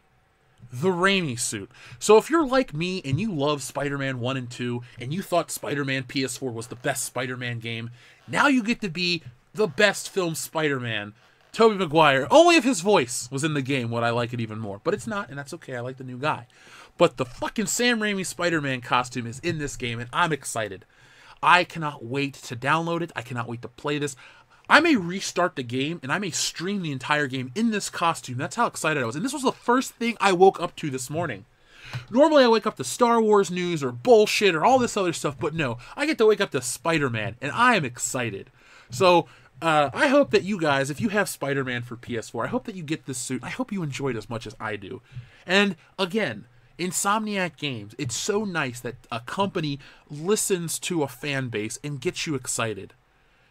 I'm pumped. That's all I can fucking say. I'm pumped for this. So we're going to get this suit. I think it's available today, actually. I couldn't get it to download because it was having some kind of issues with the PlayStation server. Maybe everyone woke up and tried to get it right away before work. Who knows? But, yeah, there we go. Now, don't worry. Believe me, much like the internet, if you can get excited for something, there's some dickheads to ruin the fun for everybody. So be prepared, because I'm going to tell you GameSpot.com, a website that is not as good as IGN, and that's not a compliment. Spider-Man PS4 lets you dress as the worst version of the character. So, let me guess. The Andrew Garfield suit where you look like a fucking basketball is better than the Sam Raimi suit because of organic web shooters. Fuck you. Fuck Timur, whatever your name is. You suck, dude. So, Insomniac Games' Spider-Man is one of the best PlayStation 4 releases of 2018 and undoubtedly the best Spider-Man game of all time. Since its launch, the studio has supported the title with DLC that includes extra story missions and, more importantly, brand new outfits for everyone's favorite web-slinger. Thus far, we've had the Spider-Clan outfits from Marvel's Mangaverse, Spider UK, Edge of the Spider-Verse, and numerous other cool costumes. It's been great. However, we're now hit with a bit of a rough spot with Spidey's outfit releases. And the newest update for the PS4 game, Sony and Insomniac, will include the suit from Sam Raimi's Spider-Man movies, in which Peter Parker and his crime-fighting alter ego were played by the absolute charisma void Tobey Maguire. Again, fuck you. For those who grew up with these movies and enjoyed them, this is great news, and I'm happy for them. They get to cut about New York in a Spidey outfit they know and love. And it's free, so you can't really complain. Yet somehow, motherfucker, you are. But I can complain, and I will, because unfortunately for many out there, it only serves as a reminder about the sad 6-year period where everyone was so desperate for a superhero movie that didn't make them embarrassed to be a comic book movie, and they double-think themselves into believing that this trilogy was good. It wasn't. fuck you again. The trilogy overall, number 3 sucks. 1 and 2 make me a better Spider-Man movie. I'll fucking wait. I'm not going to buy into the corporate line, oh, the new Spider-Man movie, the Spider-Verse is so great. Fuck Miles Morales, fuck Spider-Gwen, fuck them all. They're stupid characters. Have you read the books? Have you ever seen the movies? No, you probably haven't, and you probably watched them when you were 15 and angsty and acting like a bitch. So fuck off. At the most, the entire Raimi series had 1 or 2 moments that were exciting. Again, fuck you. And the Alfred Molina was okay as Dr. Octopus. Kiss my ass. I guess you want the female Doc Ock, played by Kathryn Hahn. But hey, diversity. I guess for the most part, though, these movies were awkward, cheesy, and completely failed to look beyond the surface of what makes Spidey interesting. The great power and the great responsibility aspect that was there, but that's okay. You think Spider-Man Homecoming's deep because Robert Downey Jr. makes jokes. Complaining aside, Insomniac has done a great job rendering the suit in-game based on the screenshot above. Its cool-looking outfit and the web design makes it distinct in the lineup of many, many costumes that have existed over the years. Now there's a good Peter Parker wearing it can actually be done some justice. Oh, great. Good for you. So, I love how people want to shit on this film series, but if it wasn't for this film series, you wouldn't have the MCU that you know and love. So, let's just remember, folks. Remember, Spider-Man Homecoming 2, Far From Home. You'll have your perpetual prepubescent Spider-Boy. You'll have your really shitty supporting cast, and you'll never see Spider-Man do anything truly great. He'll always be stuck in a school field trip. He'll always be stuck basically hanging from Tony Stark's purse strings.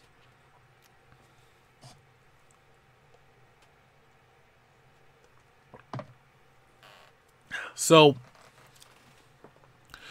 this is good news for me, and I'm not going to let it ruin my day. As soon as this show's over, I'm going to find out a way to stream or to play this suit, even if it's just for a few minutes before I start working on the next video. I love Spider-Man and Spider-Man 2, and you will not hear me change that anytime soon because it's not cool or hip. Go back and watch those movies. Go back and read some Spider-Man comic books. Go back and check out the John Romita Stan Lee era. You probably don't know who the hell those people are outside of Stan Lee from his Marvel cameos. So, thank you, GameSpot. It's articles like this that piss me off about geekdom, because they come from a place of ignorance. Now, if you dislike the movie and you know what you're talking about, fine. You don't have to like it, because I do. But I guarantee most of these writers write this shit out of a place of, well, I'm licking my finger, I'm seeing which way the wind blows in terms of how do fans feel about something. Oh, Spider-Man 3 sucks. They all suck. Blah, blah, blah. You know, I get it. I get why they do what they do, and I don't have to like it. So, so let's see. What else we got to talk about this morning? Let's see. Stop screen sharing. Boom. There we go. So this has been a fun day. A lot of people have been getting really excited for the, for the end of the year. We've had a great, fantastic year. And I think I was going to do something this morning. I didn't. Because I didn't really... Okay, I was going to do a thing where I was like, well, we're getting closer to Christmas. I'm going to show you guys some really cool shit I got for Christmas over the years. Some of my favorite stuff. But then I realized all the cool shit on my shelves and stuff I've acquired over the years really wasn't given to me as a Christmas gift. So there really wasn't much to show you guys. I was going to show you the Spider-Man book, but I didn't. So... we'll talk about that on Monday. Monday is going to be a webcam show, meaning I'm going to figure out my setup in here. I'm going to have my webcam hooked up, and you guys will be able to see what we do. You're going to see the P.O. Box stuff, and we're basically going to start out strong. Instead of making you wait till the end of the show to, get to that, we're going to have it fun. Mark C. says, I need a PS4 Spider-Man to get the 78 costume. I would love if they put those. Now, the only thing is, after a certain point, the Raimi suit, the second Andrew Garfield suit, the 78 suit, they're just adapting the classic Spider-Man costume. So they already got a great classic Spider-Man costume in the game. But you know what? Unlike this guy, Dickhead McFuckface, let everybody have the suit they love. I don't care. Put the Andrew Garfield suits in the game. It doesn't take away from my fun. I can be Sam Raimi's Tobey Maguire Spider-Man. Awesome. You can be Andrew Garfield's Mark Webb Spider-Man. Have fun. But don't try to tear it down. And if people wanted the other suits so badly, Well, then they would have fucking put those in the game too. But everyone complained about this suit not being in the game. It goes to show you, oh, the small vocal minority. People really want that shit. So let's see. Alpha Terranima, thank you very much. Speaking of GameStop, did you hear about them, or Spot, did you hear about them docking points from Persona spinoff for having fan service? They pulled a Polygon. I am not into Persona and all that stuff, so I don't really check them out too heavily. But I have not heard about that. I have not heard about that at all. Talk about good reporting, good journalism on the video games front. They're going to basically put themselves out of business soon. That's all I can say. Merethialine, thank you very much. I mean, it's right there in the name. Spider-Man, not Spider-Boy. Yeah, it is Spider-Man, not Spider-Boy. I guess that also comes from an era where when you were a teenager, you were almost an adult. Like, Spider-Man was like a year and a half removed from being, you know, could have been drafted to the war, could have been this, could have been that. So, a much different time where they want to do it to adult harder. Now everyone's attached to their phone. That's why a young Spider-Man now doesn't really interest me. The game was perfect. He was an adult. Oh, he got evicted in the game. Spider-Man's not going to get evicted in the movie. Aunt May, oh, Tony, can you help me out? All the problems are taken care of. The characters don't face adversity, just like Rey from The Force Awakens, just like all this shit. All they are is people who don't really have any problems. Like, I love the part in Spider-Man 2 where Aunt May gives him that $20 for his birthday, and she's like, it's not much, and he tries to leave, she's like, you'll take it, and screams at him. That's like a real issue people would have. Plus, it makes it interesting. You know, Spider-Man can have these great superpowers, but he can't keep a job. He's failing out of school. This and that. He's on the verge of self-destruction. But he has this sense of justice and morals because of Uncle Ben's death. And they never captured that in these other movies. Ever. They don't even attempt to. Oh, he's got a fucking AI in his suit. And this Zendaya chick is really sassy. Good. Where's the, you know, the other inch? Oh, he lifted up the rocks like in Spider-Man 34. Or maybe it was 35. I don't remember. The point is, he lifted up the rocks. That's iconic. Really, though? They copied off the fucking train scene. There really was no great action set piece in that movie. I saw it yesterday when I went to upgrade our internet. It was on at the Spectrum building. It was very, very meh. Swinging Cod, thank you very, very much. Such salty language, Jeff. By the way, I got my nephew a bunch of Ollie's graphic novels for Christmas, including ASM Essentials Volumes 2 and 3. Ooh, okay. So that kid's going to learn some good Spider-Man stuff. Ollie's, look at folks, the Ollie's books are a great deal. If there's anything that can teach you, it's how to get a good deal and how to enjoy a good bargain. I really had an idea for a whole channel based solely on that stuff. Maybe I'll do it. I really need to get, and I need your help, I need to be able to get a couple channels rolling, because it's not going to get myself, I'm not going to spread myself too thin. It's not going to cause me to have issues with this channel, but I need a channel for Good Morning Pop Culture. We can have it be monetized. It'll run. Then I'd like a channel for our live streams and our other stuff in the podcast, and then the regular channel would be for the videos. And that way, everyone would get what they want, and everything could grow and, you know, do its own thing. So, yeah, let's see what's going on about that. But I think that kid's going to love them, and you got a great deal. Sometimes a cheap gift doesn't matter. It's just about the awesomeness of it. So I hope you guys, I hope your nephew enjoys it. And don't let him listen to the show yet. Let's see. JDude93, thank you very much. Who is better, Bob Iger or Michael Eisner, and why? I really don't know much about Bob Iger. I'm going to go with Michael Eisner because Michael Eisner did try to do, like, I watched a thing called Defunctland. Great channel, check them out, tell them I sent you. But Defunctland talks about certain elements of Disney theme parks that have failed or succeeded or are gone. They're just gone. Some of them didn't fail, some of them were just replaced. But it was Michael Eisner that did try to bring adults into Disney. It was Michael Eisner who was in charge during the Disney Renaissance period. And it's nothing to do with my age. The Disney stuff that came out during Michael Eisner's tenure, maybe not towards the end, much like people try to act like George Lucas was all poop and fart jokes, or people want to act like the Sam Raimi movies were all just shitty Tobey Maguire crying or emo dancing.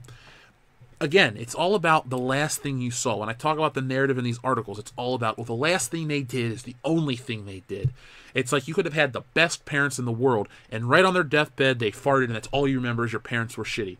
That's it. That's how these people want to spin this. All they want to do is remind you of the last thing these people did. And I think you have to look over the entire tenure of what they've achieved, what they accomplished, and I'll go Michael Eisner, and that is why. Because he had some pretty good things happened under his watch.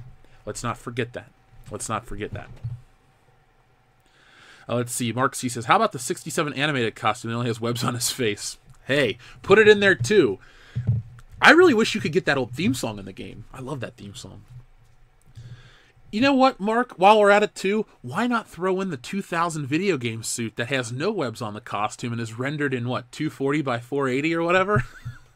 Let's have that. Let's do all of those suits.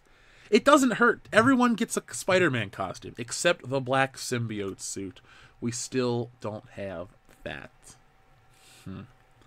I just really... You know what's going to happen in the next one, which I really want to play. Spider-Man will die, and then he'll become Venom, and then Miles Morales will take over. And I won't buy it.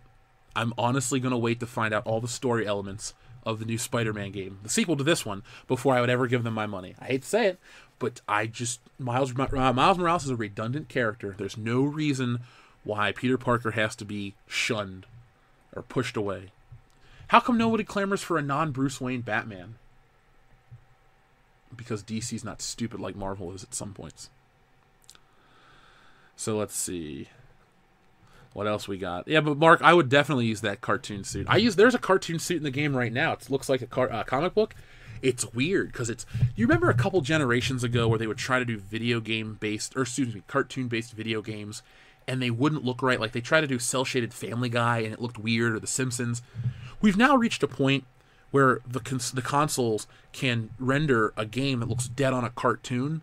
I think they should do something like that. Maybe a side-scrolling beat-em-up Batman game based on Adam West Batman, with Adam West Batman and Burt Ward Robin, and, just something fun or crazy. I don't think it's going to happen. But they did it with Batman Brave and the Bold for the Wii. I would buy that game if it was upscaled to 4K on the PlayStation. Just give me something fun. Give me something fun. Or re-release the Batman the Animated Series video game with new graphics, because that one was awesome. It even had detective elements. You had to start out in the Batcave. You had to go pick your gadgets for each mission, and Alfred would, set you up. That was fun. That was fun. And yeah, The Thought Criminal. The train scene was a great example of a scene in a film that restores your faith in what is great about humanity. That is very true. That scene in Spider-Man is awesome. The first two have those moments. You have your New York moment on the bridge with the Green Goblin. You mess with one of us, you mess with all of us. And then when Spider-Man is defeated by saving, or he stops the train, all of New York comes to save him. Now, the sad part about all of that is you could never, ever have that scene done today. Why is that? First off, society is more vain than they've ever been due to social media. Secondly, the smartphone. That movie came out at the perfect time. 2004, people had phones. I don't think many... I didn't have a camera phone until 06, maybe 05. There were probably camera phones in 04, but not everyone had them. Now everyone's got a 4K streaming device in their pocket, a computer, if you will. So the scene wouldn't work today. And I don't think... Really, I don't think Sony and Marvel have it in them to put that kind of scene in the movie. Our savior, the hero of the city type of thing. Now in the MCU, it's a shared universe. It's like, why would they put faith in Spider-Man? Back then, he was the only character they had. Oh, Iron Man could have stopped it. You know what I'm saying? Like, just dumb shit like that. Those kind of scenes can't exist in superhero movies anymore, and it's sad because they're truly great.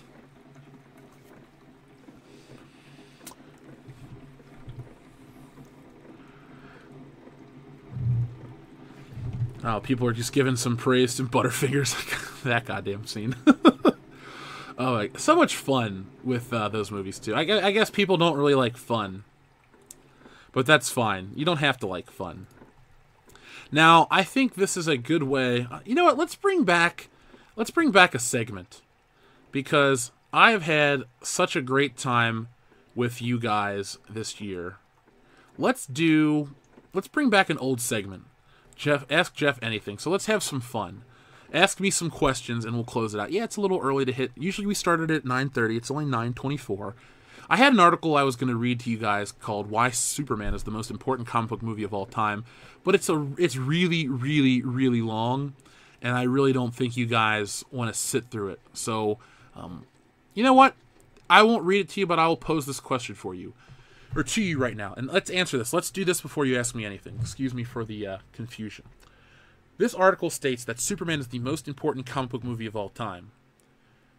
Tell me in the chat right now what you think is the most important superhero movie of all time, or comic book movie of all time, and why. Why is it the most important? Because I want to hear. Let's open that dialogue up. Let's use that to close out the show.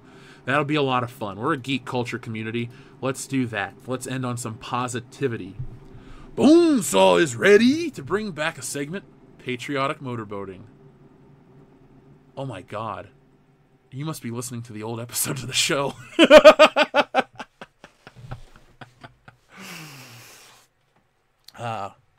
Superman, because it's the first mainstream one, says C.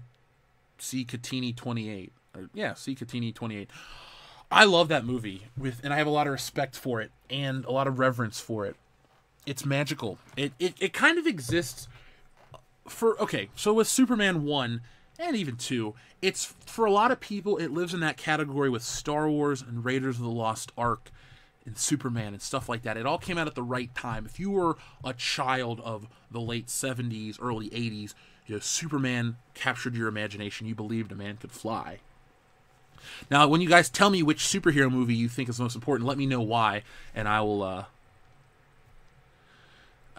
Ryan the Boatmaker. I'll close the show out with that. How's that? We've still got 34 minutes left in the show. I'll read Ryan the Boatmaker as we close out the show. Perhaps it's Superman, the first legitimately good superhero movie. The Dark Knight. It set the standard for quality, grounded comic book movies, dark and gritty. Now, hold his muff. While I agree The Dark Knight is a very good film, I think The Dark Knight is the most damaging of all superhero films. Why do I say that? Well, it's on par with the Avengers in terms of everyone tried to copy its success to varying degrees of success. So that is why we got the Amazing Spider-Man films. That is why we had this dark and gritty reboot trend of the late 2000s, early 2010s. Dark Knight, great movie. I love it. I own the movie on Blu-ray, and I got the action figures, and I saw it opening day in IMAX and all this stuff. I'm not here to dump on it anymore. I have come to peace with that movie. My complaint is all of the copycats really did hurt The Dark Knight, and that just didn't benefit anybody. Yeah, no one's ever going to forget Batman 89 on this channel. Apollo Creed says, I disagree on Superman.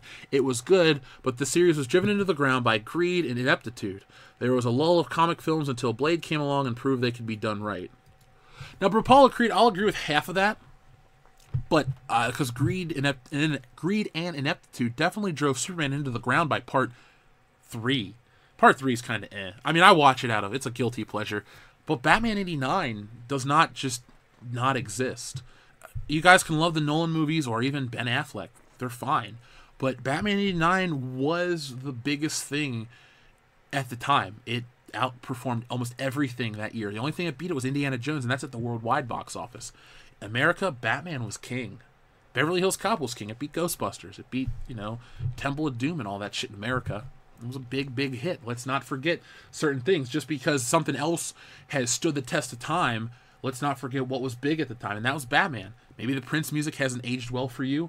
Maybe the suit hasn't aged well for you. But for a generation of people, Michael Keaton is Batman, and that suit, that costume, that car, everything is not going to be forgotten. That is why, for example, Batman Arkham Knight came out, 3 years ago? Yeah, people like the Arkham series, and people like the Arkham suits. But you know what? They put in the 89 Batmobile. They put in the Nolan Batmobile. Generations of Batman. Put it like this.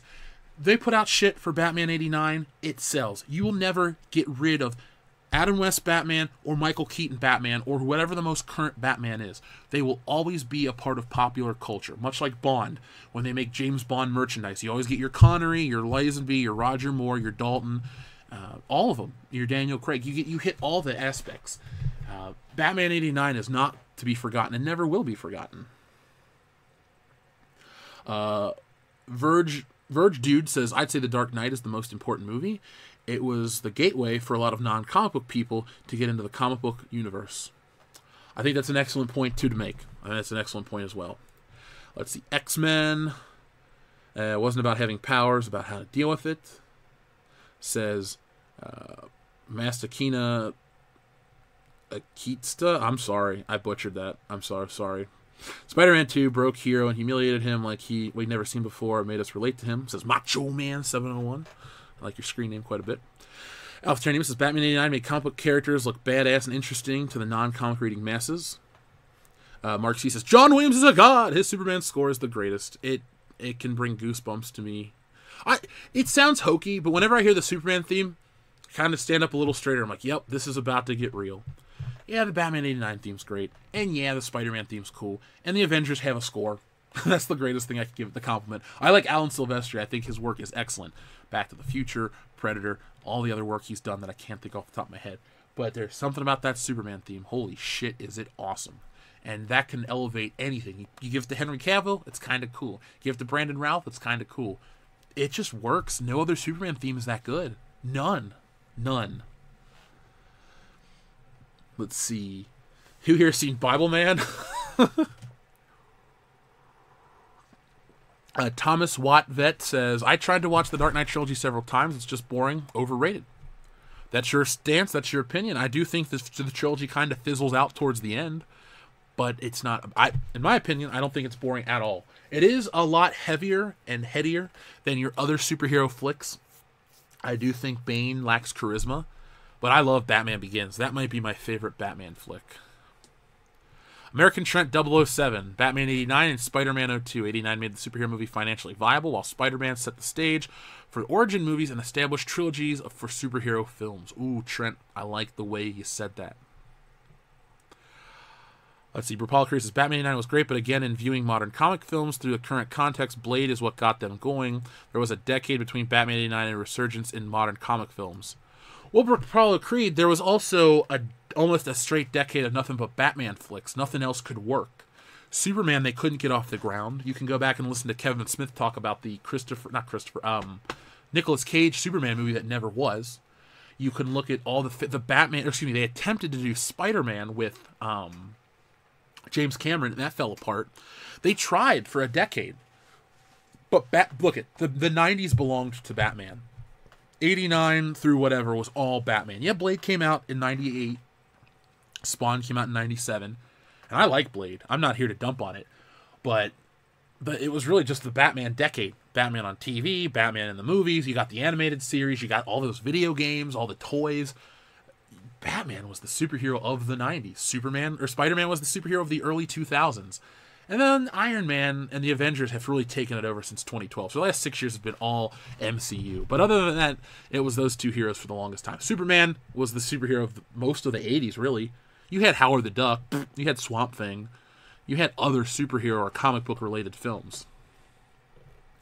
Let's see. Our friend Mark C. sent a super chat that says, while I would like to say Superman the movie, it's probably X-Men. X-Men proved a superhero movie could be marketable without being Superman or Batman, or relying on another genre like Blade.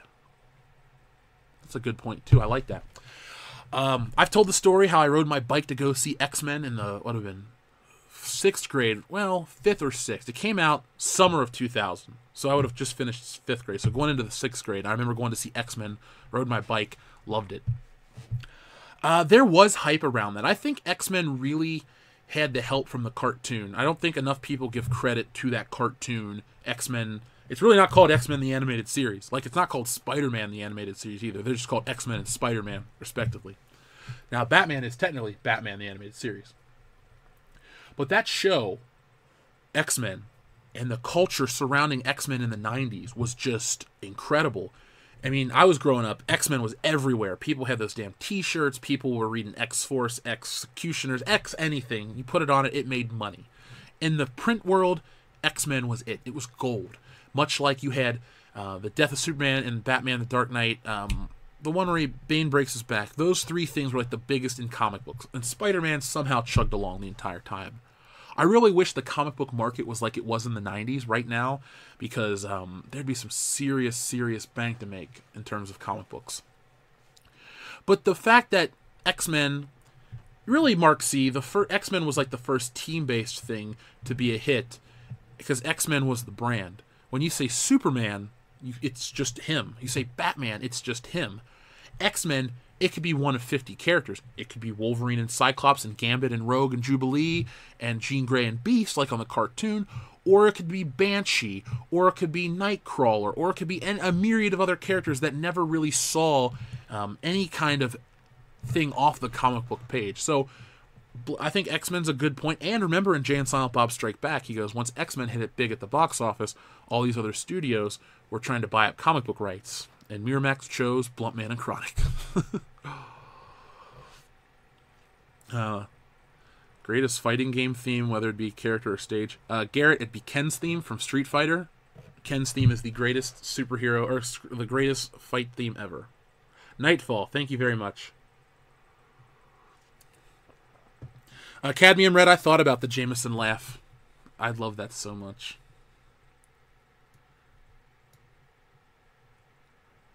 The Thought Colonel says, Watchmen. It's pointless to fight villains and criminals when the corrupt leaders of the world are the real problem. Watchmen hit home for me for that on so many levels. The Thought Criminal, I think Watchmen needs to be watched here on the channel again. Or not again, for the first time. It's a deep movie. The book's better, but I enjoy the film. It's sad that it kind of flopped, because I was so excited. Like, I was so excited for Dark Knight. I was so excited for Watchmen. I really bought in. I saw those movies at midnight or the first day. All these things. I was there. I experienced it. I own it on Blu-ray. I got the graphic novel. I got all the stuff. It's interesting. The most important thing for all this is just to hear what you guys think is, your favorite. Like, I know Dion loves Blade, and I love Spider-Man 2 and all this other stuff. But it's nice to really people I don't know and hope to meet one day and know their opinions on these things. Esther Prime 101, yes, I did cover the Spider-Man Raimi suit. We just showed it not too long ago, so I'm excited for that. Let's see. Benjamin Keith says X1, 7.5 out of 10. X2, 8.5 out of 10. X3, 5. Batman Begins, 8.5. Dark Knight, 9. Batman, Godfather, 3, 5. Always the third damn movie. The damn third movie. It is the damn third movie. Except Indiana Jones. I say that whole trilogy was perfect. And yes, I love Temple of Doom. I can defend it all day if I have to. But the other two are just as great. So, Indiana Jones was the perfect trilogy. Back to the Future, it kind of dips in the third one. But it's still got a lot of quality. I just don't like it as much. The Phantom with Billy Zane was charismatic. We've met Billy Zane here on the channel. Go back and check out the video. I love the Phantom. I saw it in theaters. I have the action figure. It looks like shit. And I had the video game, Phantom 2049. So, Phantom respect on this channel right here.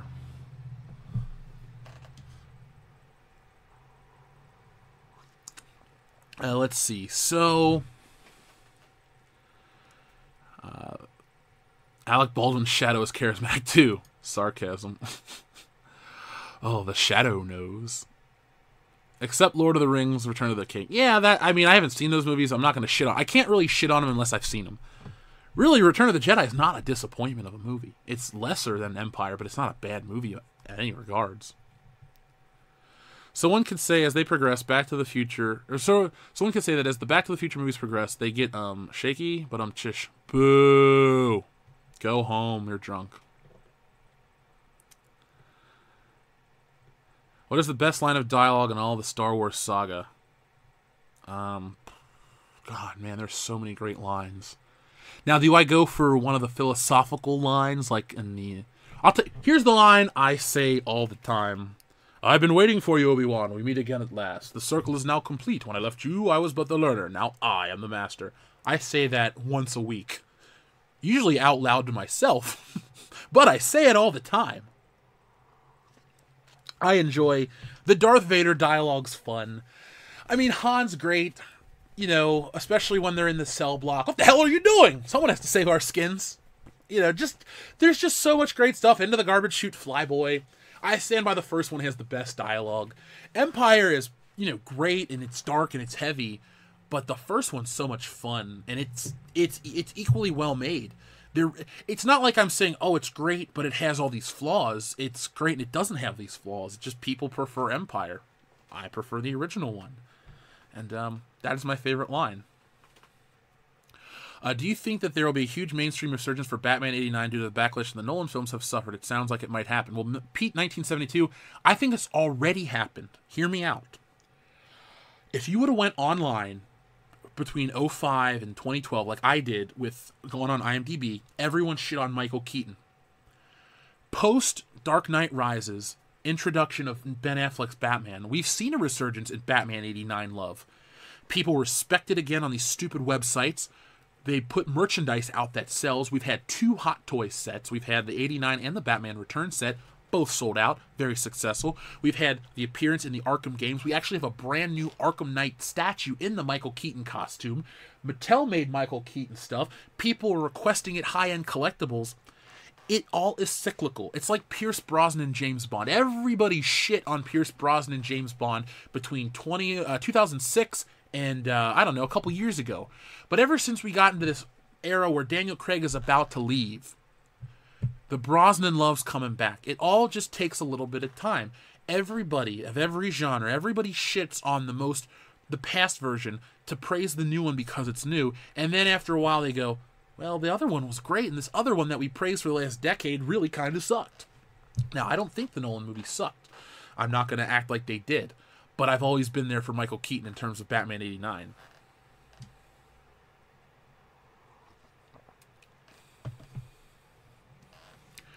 Let's see. An Empire, a Star Destroyer hit by an asteroid. That is a funny part. I like how Darth Vader just straight up goes, move this ship out of whatever so we can send a clear transmission. It's just like, I'm going to get these motherfuckers. Oh, wait, the Emperor wants to talk? Hold on. Like, I just love that. Tim Riggs, thank you very much. Pop culture goes in cycles. The 80s was one of the most classic decades of film in the last century. We are currently in a recycle of the 70s. Soon the circle will be complete. Well, Tim Riggs, I have said this to my friends. I've said this to my family. I think we're going to relive the 80s again, and I'm really happy that we are where we are, so we can at least be a part of it. You know, we've built ourselves up in 2018 and 2019. Let's say we have this 80s resurgence in terms of, like, the quality of film in the 2020s. You know, World Class Bullshitters has been there since the dark age, and I hope a lot of people, you know, find, like, we may not be making movies, or we may be making movies. I do have more connections than I talk about ever on the air. Like, I may not be, you know, doing all this cool shit that I publicly announce, but I know some people. So we're involved with a lot of cool stuff. But I'd like to think that we'll be there. And as just a straight-up consumer, you know, as a moviegoer, I think we're going to enjoy a lot of great films. And I want to enjoy great originality. I want to enjoy all kinds of fun stuff. Believe me, I may bitch about movies, certain Star Wars movies, because they suck. And realistically, I'm not even complaining about the movie. It's the attack on the fans. It's the terrible, toxic culture that those people propagate. That is my problem, and that is why we talk about it. That's why we fight the culture war that we do.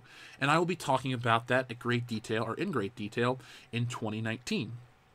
But, Tim, I'm hoping that that's the case. I honestly think it's the case, and I'm ready. I want the next generation's Die Hard. I want the next generation's Miami Vice. I want these cool, hip shows. I want these great movies. I want these iconic characters. I want to be entertained. I want to be able to go. A couple years ago, 2012, I went to the movie 53 times. And that's the theaters. I went to the movie almost every week. Now, not everything was good, but there was a good chunk of it.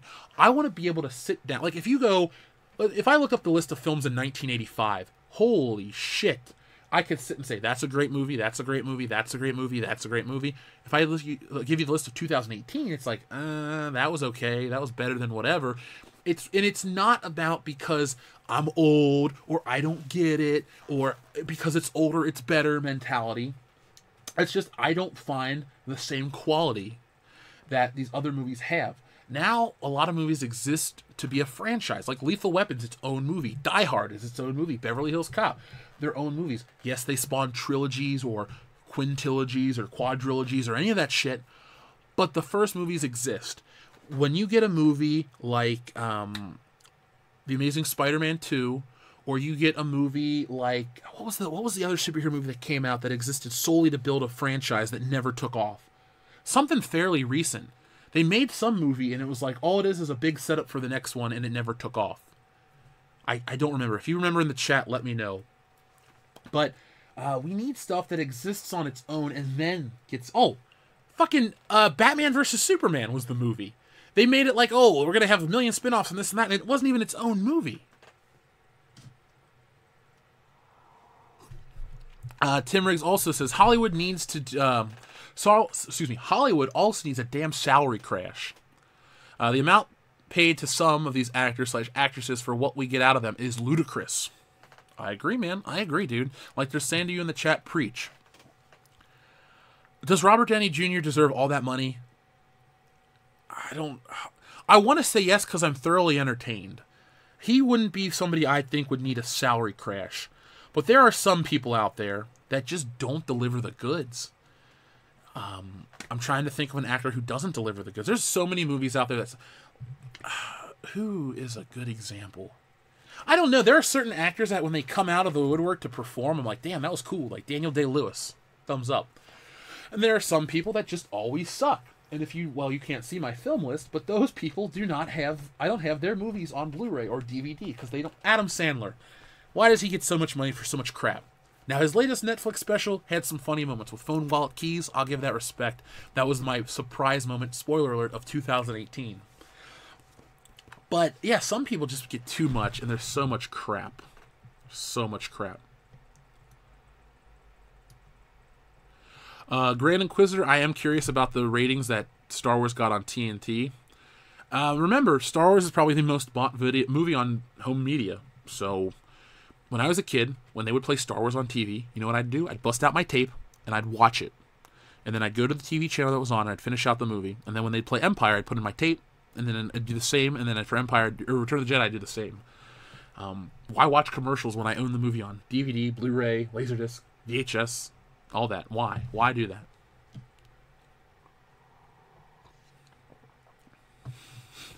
Let's see. People are telling me their favorite lines of Star Wars dialogue. But I was going to Tashi Station to pick up some power converters. You can waste time with your friends once your chores are done. Kung Fu. I have not seen the Back to the Future homage on YouTube. I'll have to check it out. If you guys want to post it to our Facebook page, I'd love to see it. Let's see. Well, see, Pete, 72, believe me, when I was your age, I'm the same way. I've pretty much been a consistent dude. Now, I love new movies. You don't hear me dump on everything because it's new. But my favorite movies have remained, like, of my top 4, I wasn't born for any of my top 4 movies. Like, your favorite movies can come up before you're born, but I wasn't alive for Back to the Future, or Star Wars, or Die Hard, or Beverly Hills Cop. I wasn't born for any of those. The closest thing was my mom saw Die Hard in theaters when she was pregnant with me. So I was present at the screening, but I wasn't really, cognizant or really out there born yet. So, yeah, all my favorite shit comes from, eras before I was born. That's all I can say.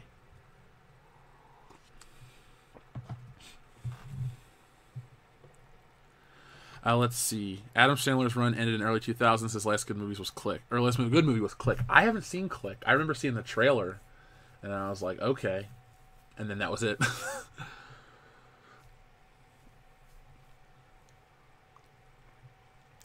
Robert Whitaker says, how are we entering 80s resurgence when Hollywood is flooded by SJWs? Well, Robert, very easy to discuss that with you. What do you have in your pocket? Probably a wallet, keys, and a phone. A good phone, you can lease for $50 a month.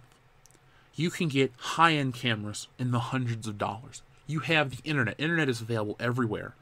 Everybody's hungry to make a movie. Your next big thing isn't going to be produced by Disney. Your next big resurgence is going to be produced by us, by other channels. The thing is, you can make your own shit. YouTube has given everyone a voice, a platform, an ability to do what they want. The next big wave is going to be original films, small, big, it doesn't matter. But they're going to be fan-produced. They're going to be original. The 80s was the decade of unfettered originality. You had fucking Gremlins come out, but then you also had a bunch of copycats. But that's good because Gremlins was an original concept that people wanted to copy. Nowadays, our big things are just copies of something else. There's no ground zero of originality. Your next wave is going to be fan created. There's so much competition that they don't see coming. You want to talk about, well, handheld video game consoles don't sell because of the phones. That's true. You have so many things to compete with nowadays, and if you come out with something good, quality always rises. You can't keep a good man down. You can't keep a good product down. It will eventually have its day in the sun, and that person will rise up and they will elevate themselves. That is why I think you'll have this new 80s resurgence, because you will have creativity. You will have great stuff coming out all the time. Maybe it won't be on Netflix. Maybe it'll be on YouTube. Maybe it'll be somewhere else, but it'll eventually get out there. And there are ways to monetize digital content, and there are ways to monetize all of these things. And before you know it, you will have stuff coming out from everywhere. New faces. You'll make stars. It's already happening, but not at the level yet. You know, it'll happen. It'll happen. Metalhead Zaki says, believe it or not, Thor Ragnarok and Homecoming almost made me quit cinema. Now I'm hanging around EVS and your channel for entertainment. Well, thank you for hanging around, Metalhead Zaki. I appreciate that. But, yeah, I don't really enjoy Thor Ragnarok or Spider-Man Homecoming. I don't own Ragnarok. I got Homecoming because it was super cheap. Those movies, I wouldn't call them bad movies, but they're fun for one viewing, and I'm tired of them, if that makes sense. So, remember, folks, to be disenfranchised by something doesn't necessarily mean you're the problem. Sometimes shit just doesn't hit, and it takes a while for people to realize it. Look at The Force Awakens.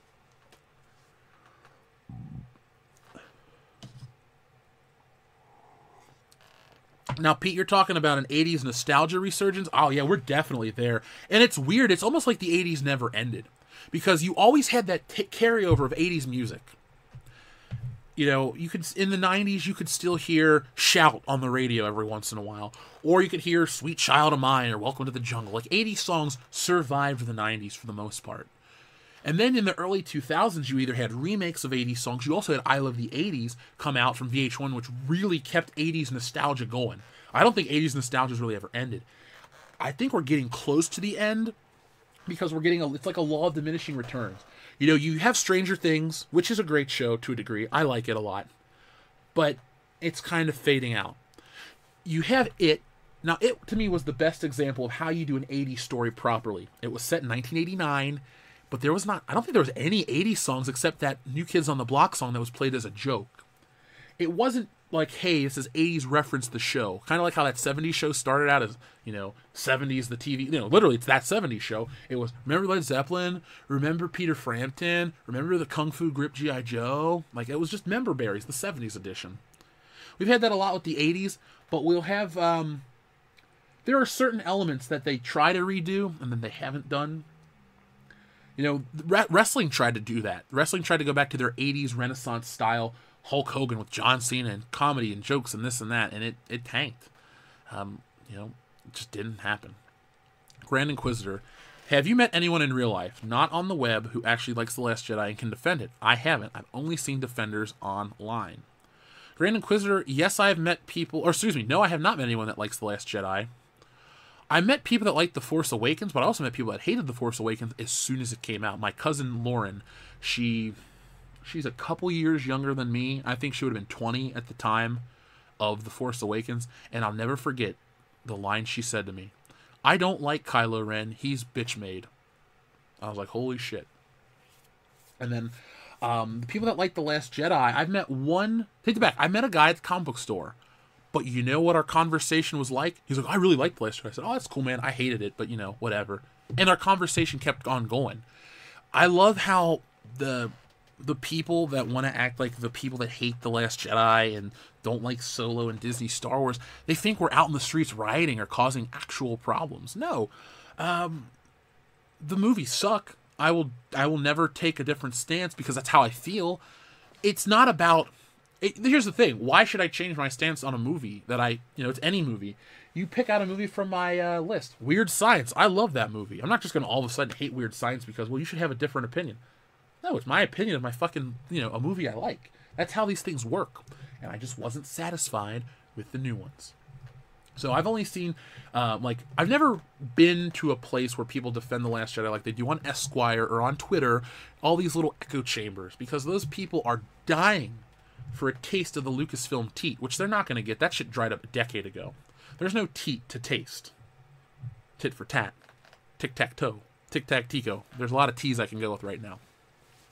But Grand Inquisitor, no. It's really seems to be an online thing. It really does seem to be an online thing. Let's see. If there's anything like the days, it's vaporware and synthwave music. I love synth music. That's kind of what I listen to a lot.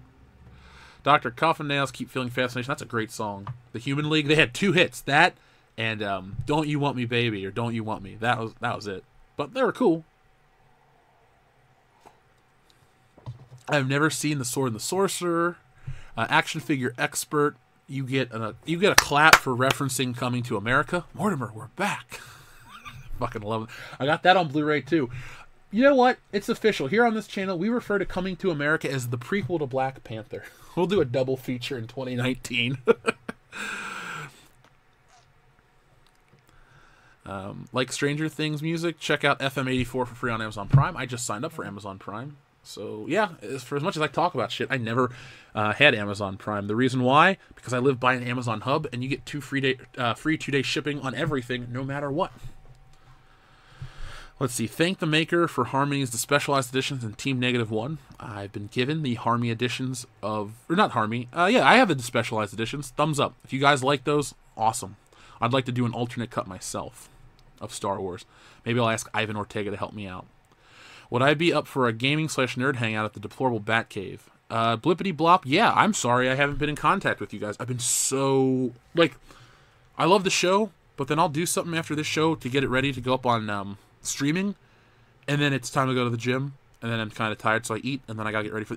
It just keeps going and going and going. Give me some time to get my bearings straight, and we will talk. I'd love to hang out. I like going on other people's channels. It's fun. You know, I get to talk to new people. If you're a YouTuber out there and you want to have world-class bullshitters on, or just me, just shoot me a message. It may take a minute to get back. I don't really run the Twitter or the email anymore, but I'd love to shoot the shit with you guys. Let's see. We had Tim Riggs. Thank you very much for your super chat. I am so selective about spending their money or theater money on a movie. Only twice have I regretted it.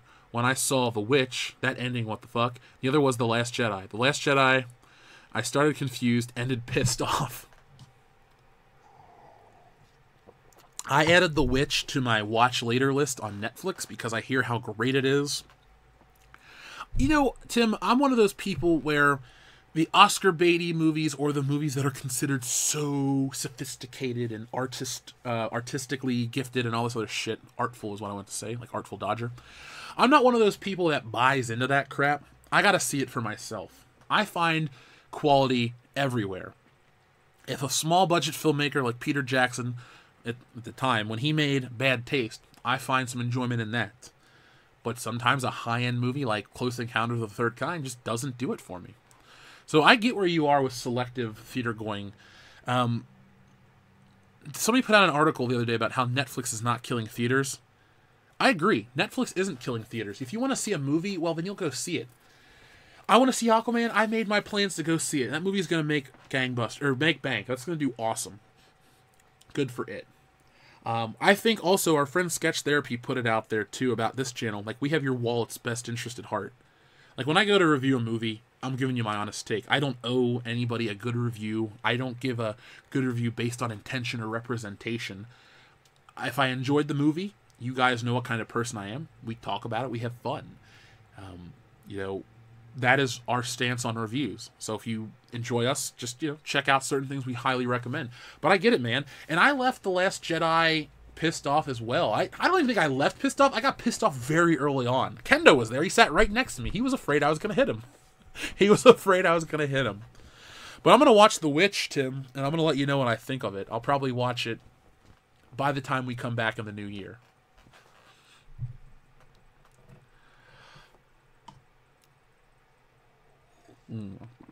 Oh. Jeff, tell EVS to unite the purple pie man from Strawberry Shortcake and stop beating him for recipes and let him go. I don't even understand that reference, but I'll tell EVS to something with Strawberry Shortcake. I'll pass the message on.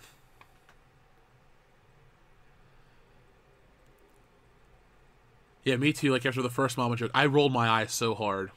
That's the part that I couldn't stand. I couldn't stand that part one bit. I hated it. Ugh. Pan's Labyrinth is great, but depressing when you think about it. Yeah, realize what it's about. Yeah, I liked that movie when I saw it. God, I saw that, was it out in 2008? I'm pretty sure I saw it in 08 or 09. I'm pretty sure I saw it on home media. Like, we had a channel at Michigan State that showed movies, and I caught it there. I'm not saying The Witch isn't necessary worth watching, but it definitely wasn't worth the $9 ticket and $12 for a Coke and popcorn. Yeah, they really do get you with the snacks. Now, I might indulge. I haven't had movie theater popcorn in many, many months, so I might throw my local AMC a bone. To be fair, though, because I'm an AMC Stubs member and all this shit, I go to the movies for, like, super, super cheap, and I love it. Yep, my watch says it's 10 o'clock. I do not know how to change the watch's settings. I bought an Axel Foley costume all the way down to the damn watch, and it beeps every night at 11 o'clock, and now it beeps on every hour, and I don't know how to change that. Believe me, I don't want it to do that. I don't like it, but,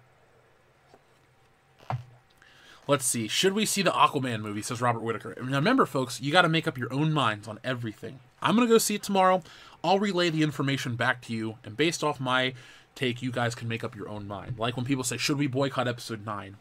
I say you should look into your hearts and make your own decision. Make up your own minds. I'm not a cult leader.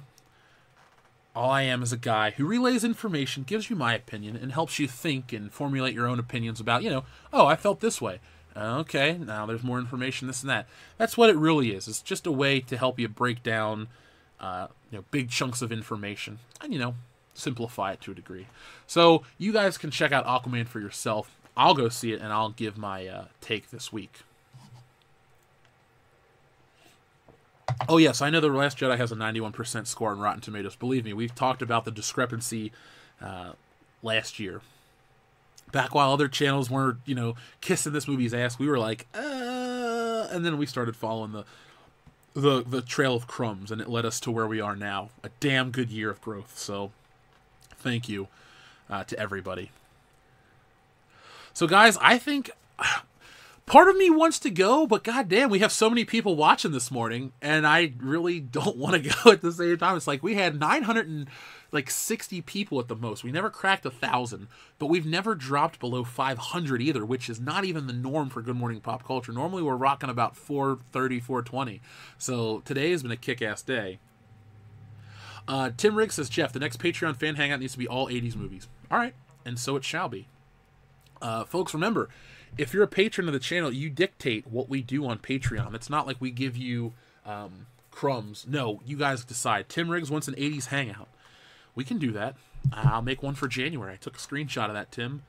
I'll sit down with the guys. You know what we'll do? We'll put up a poll on Patreon, and you guys can vote through some 80s flicks, and we'll give you guys ample time to get them ready, and we'll do a little watch party. We'll do 2 or 3 movies on a Saturday or something when people are off work, or we'll find a time when you guys can join us. That's what it's all about.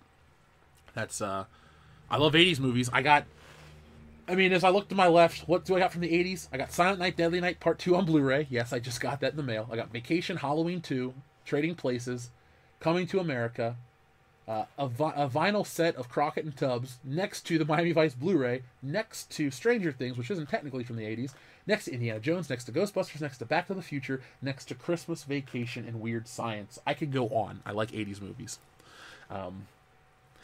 Tanae says, I want a 1930s hangout. Sure, Tanae. You know what? You requested over on Patreon. We'll make it happen, man. We will watch The Wizard of Oz, Gone with the Wind, and that's like 12 hours right there, so we're done. But hey, we'll do it just for you because you requested it. Yeah, Garbage Day. You know what? I found out a channel that I used to watch. We'll give them a shout out, called The Sausage Factory. They got that guy to show up on their channel, and they only have 1,000 subscribers. Why am I not doing that? I don't know. I really don't know. I would love to have Eric Freeman on the channel. That's my goal, guys, next year, is to get celebrities on the channel. Not to kiss their ass, but I want to ask them questions that they don't normally get asked. Frame of reference, point of view, stuff like that. And nothing... Like, if I could talk Mark Hamill into getting on the channel, I wouldn't say, so Mark, is Kathleen Kennedy this and that? No, I would ask him, like, so Mark, what was your biggest... I wouldn't ask him shill questions, but I'd ask him shit other people wouldn't have the nerve to ask him. I'd ask him about the tweets. I'd ask him stuff that wouldn't be normally asked. I want it to be interesting. Tanae also says, "Want Charlie Chaplin, boy?" Just kidding. How about some Charlie Chan films? Those are real movies. My mom likes those movies quite a bit. Halloween 2 has boobs. Yes, Halloween 2 does have boobs. So does Halloween 1. Halloween 3 does not. Halloween 4 does not. Halloween 5 has accidental full frontal, but we won't talk about that. Have I seen Tango and Cash? Once, a long time ago. Just one of the guys. Love that movie. That's a good movie. That's where she stuffs her crotch with a sock. Commando Predator double feature. Shit, yeah. I own both of those movies on Blu-ray. I'd love to do a Commando Predator double feature. Oh my god. That would be amazing. Weird Science has some great boobs. Oh, her. That chick was in an adult magazine, Tim, of the time. Blade Runner, we could do that. Now, if we do Blade Runner, I need to get Razor Fist and a couple of experts on Blade Runner. Because to be honest, I own the film. I don't love it like you guys do. I respect it. I like the themes. But a lot of those themes appear in other sci-fi works, like Twilight Zone. And I'm kind of tired. It's not Blade Runner's fault, so don't take it that way. But Blade Runner and a lot of things, it's always, what does it mean to be human? A sentient robot becomes human. It's the same story. And Blade Runner does it better than a lot of them. But at the same time, it's like, I get that story. I've heard it before. Have I seen The Void on Netflix? No. Should I have? Transformers the movie. I could do that. Transformers! That's a fun movie. How about that Blade Runner anime directed by the guy who did Cowboy Bebop? I haven't heard about that, Verge dude. I might have to. Trent, we'll try to find some time to do Christmas Vacation. I got invited to go on another channel to do a commentary for Indiana Jones and the Temple of Doom.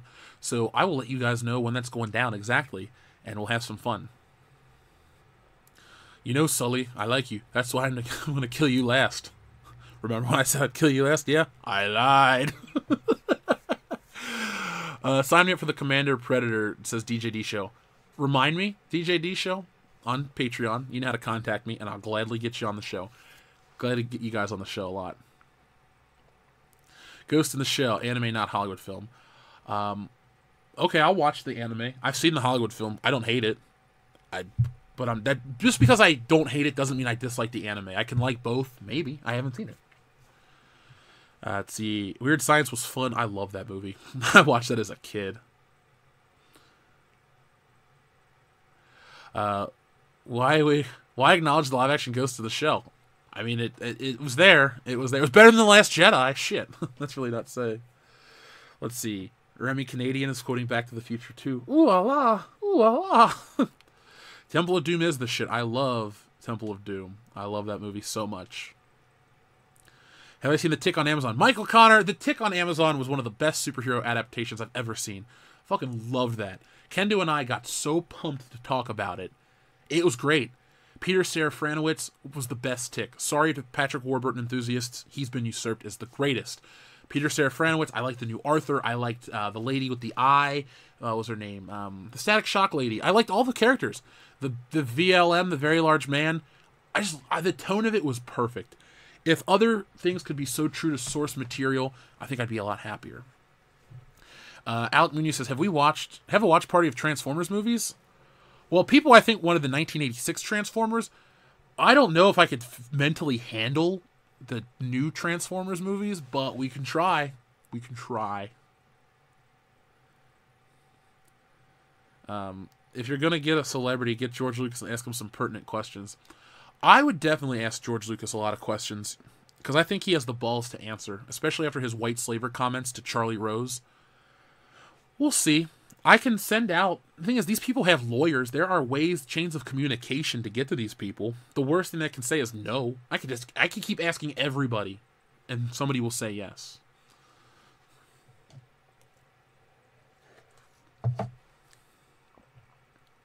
Can I still support the channel non-Patreon? Bruges, in the new year, I'm going to come up with... I'll check out Subscribe Star in the new year, and we'll be on multiple platforms. But as of now, Subscribe Star, at least last time I looked, which was Sunday, they weren't accepting new people because they have a PayPal issue. So, full transparency, they can't handle it right now. They're not ready for everyone to jump there. So once they are, and there are other alternatives, we'll just go to multiple places. I'm not going to cancel out Patreon, but I'm also not going to take away people's other revenue or channels, like, you know, other channels of possibility of support. If you guys don't feel comfortable, I'll give you guys other ways. Don't worry. But we're going to stay on there for now, and you know, expect after hours tonight and all that stuff. I'm not abandoning it. We have a community, a culture over there. A lot of people. Lots of people, hundreds and hundreds of people. There's no reason to cut you guys off for, you know, no reason. John Woodhouse says, what do you do when a friend of yours has become an SJW? Well, depends on how good of a friend you are. If they're your best friend, like Dion's my best friend, he tries to act like he's not an SJW, but he does. But he really isn't at the same time. You just got to talk to him in the right setting. If they're a good friend, fuck with them. Say shit that'll piss them off. Trigger them to the max. But also ask yourself what your friendship was built on, and realize that all these SJW people are just really going through a phase. Society's just going through a phase. Your average everyday person isn't like that. You know, I talked to... I'm not going to tell that story. Superfan Adam Shawhan knows my story about the lady SJW. I'm never going to tell that on air. You can ask me in person, and I may tell you, but I'll never tell it on air or on Patreon. It's just not something I'm going to tell. But, you know, if your friendship is built on respect and all this other stuff, and you can joke, you joke. But if it's somebody that you kind of know and your friendship's not stable enough to talk shit to back and forth like, you know, best friends are, well, then you just, you know, don't talk about it. Now, my friend Phil has a friend who's like a massive SJW dude, but I don't really like him for other reasons. But to keep the peace around Phil, I just don't talk to him. Plain as day. Also, I have this really great... what was I about to say? I also have this really great strategy, because if he says dumb shit, I just threaten to spoil Kingdom Hearts 3, because I read the spoilers just to fuck with him. Because I was never going to buy the game. But I know certain things, and if he ever is, like, going to bother me about something, I was like, well, you know what happened in Kingdom Hearts 3? I go, no! It'll freak out. So that's what I do. You know, just, you know, remember, it's all just stupid shit. It's really not, like, if it's a lifelong friend, don't throw away a friendship over whatever. Identity politics. They can ruin Star Wars and all this other shit, but don't let it ruin your personal lives. It's all entertainment. It's meant to entertain. If, you know, it goes too deep, just remove yourself from those situations and talk about something else. You were friends in the first place for another reason. Let's see. Tim Rick says, Dion is not an SJW. He doesn't virtue signal. He has a sense of humor. He doesn't publicly shame people who disagree with him. Dion is good people. Well, he is my best friend, but he does... I think he virtue signals a little pretty hard on the podcast. Is, you know. I just give him shit, though. He has good people. I don't mean this in a weird way, but I don't associate with people I don't enjoy being around. Like I said, Phil has a friend that I don't really care for. I try not to see him or really talk to him. If you're somebody that I consistently keep in my life, and this is just a personal aside, I gotta like you, you know. And I'm open to all kinds of people from all walks of life. You don't have to like what I like. You don't have to be whatever. You know, there aren't boxes I check off for my friends. I just, you know, we have to have some kind of common interest. Surprisingly, a lot of my friendships were built off of our love of wrestling, and then we find other interests, like with Dion. Our friend Dustin was watching wrestling. I knocked on his door. Are you watching WWE? He said, yes, I am. He invited me in. We started talking. I'd come down and hang out every couple days. Then it was his birthday. I met Dion at the strip club, and that's formed a lifelong friendship. So, there we go. Friendships can be formed in strip clubs with all-you-can-eat buffets, or they can be formed in the dorms over Star Wars. It's you know, friendships come from all over.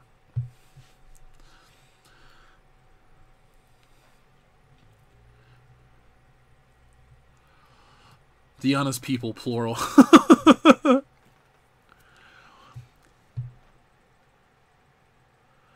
Let's see. Damn autocorrect. What autocorrected? Ned Stark. Isn't that how you spell his name? Oh, Ned Attart. I like Ned Attart. That should be somebody's screen name. Ned Attart. I like it. So, guys, is there anything else you want to ask me before we close this out? Gladly. Let's see. You you like, and I'll eat what I like. Who's Yukon Cornelius? Is that another Blazing Saddles reference that I'm missing? I gotta tell you guys this too. I'll tell you this before we close out the show. I wanted to bring this up. I will still read Ryan the Boatmaker, don't worry.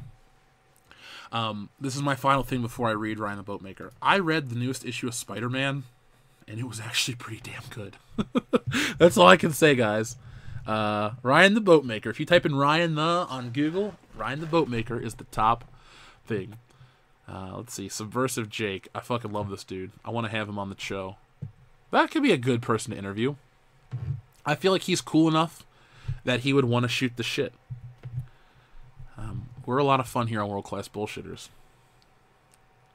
Yes, They Live by John Carpenter is kick-ass. It could be his best movie, depending on what you're into. I like Halloween the most, but I love They Live right after. Let's see. When you have your interview with Lucas, only speak in Star Wars references. I'm not saying this to try to sound cool. I feel like he would like me because we'd have a lot of fun. I wouldn't be kissing his ass like, oh, thank the maker and all this other shit and wear a C-3PO costume. You know, I would just go in there kind of cool and relaxed. I'm ready for that. I'm ready for that level of channel scrutiny. What's my favorite non-comic book superhero movie? Unbreakable.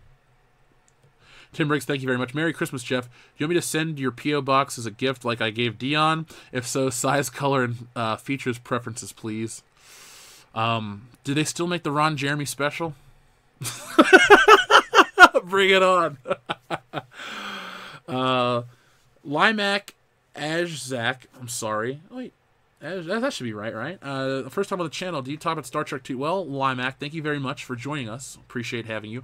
Yeah, we talk about Star Trek. Just ask your related questions. Now, I'll tell you this. When Dion's on, that is the best time to ask Star Trek-related questions, because I like Star Trek. I've watched a good chunk of the original series, and I've seen most of the movies from the original crew, and I've seen the Abrams shit, sadly. And I like Star Trek. I respect it. But if you want really deep, hard-hitting questions and opinions on stuff, Dion's the guy on this channel. Like, I like to think that World Class Bullshitters is like the Avengers of pop culture discussion podcast, because we got people that enjoy every aspect of popular culture and they're very well versed. So like I like my comics and geek culture stuff, and I know my movies and the references and this and that. I'm pretty good on all the movie shit. Dion's the same way, but he likes a little more of the sports and certain types of fantasy genre stuff. Nick's the horror guy, but so am I at the same time. And Kendo kind of complements us because he likes everything, but he's also really into sports and other stuff like that. So you guys can get everything on our channel. Rugis, our P.O. Box is WCBS Show, P.O. Box 5069, Cincinnati, Ohio, 45205. They Live is one of the most underrated movies of all time. It's fantastic. Did I watch any Stargate? No, that is a Joel show, but I'm willing to watch it when I have the time. Just because I don't watch something doesn't mean I dislike it. I just need time to discover it.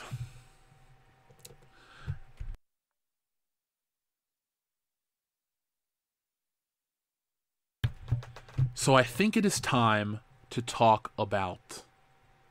Would love more info about the new Star Trek boss, John Van Siders. It's hard to get info here in Europe. Oh, well, Limac, if you really are looking for it, go to Doomcock's channel. Type in Overlord DVD or message him on Twitter. That dude is the Star Trek expert, and he is one of our friends. He's been on the show a bunch. I recommend Doomcock, highly. He's a great guy, a lot of fun to talk to. Just a good person. I really am a fan. Markiplier is from Cincinnati. I have a connection to Markiplier. I don't know him personally, and here's the funny story. So my mom is a Shell manager, and it's either Coke or Pepsi guy is Markiplier's best friend from here. So they know she has a connection to Markiplier. It's kind of cool. Maybe one day I'll meet him through his buddy. Who knows? But Markiplier's fine. I don't dislike him at all. His content's cool to me. I've watched some of it. I don't do a ton of Let's Play game content, but I like him. My favorite YouTuber, I think, besides myself, obviously. I'm just joking. Honestly, I think it's John Schron. That dude's... God damn, he's funny. That guy's fucking hilarious. Okay, so I guess it's time for Ryan is it Cincinnati or Columbus that has famous for its perpetual roadwork? Cincinnati. Goddamn, 75 is never done. Never done.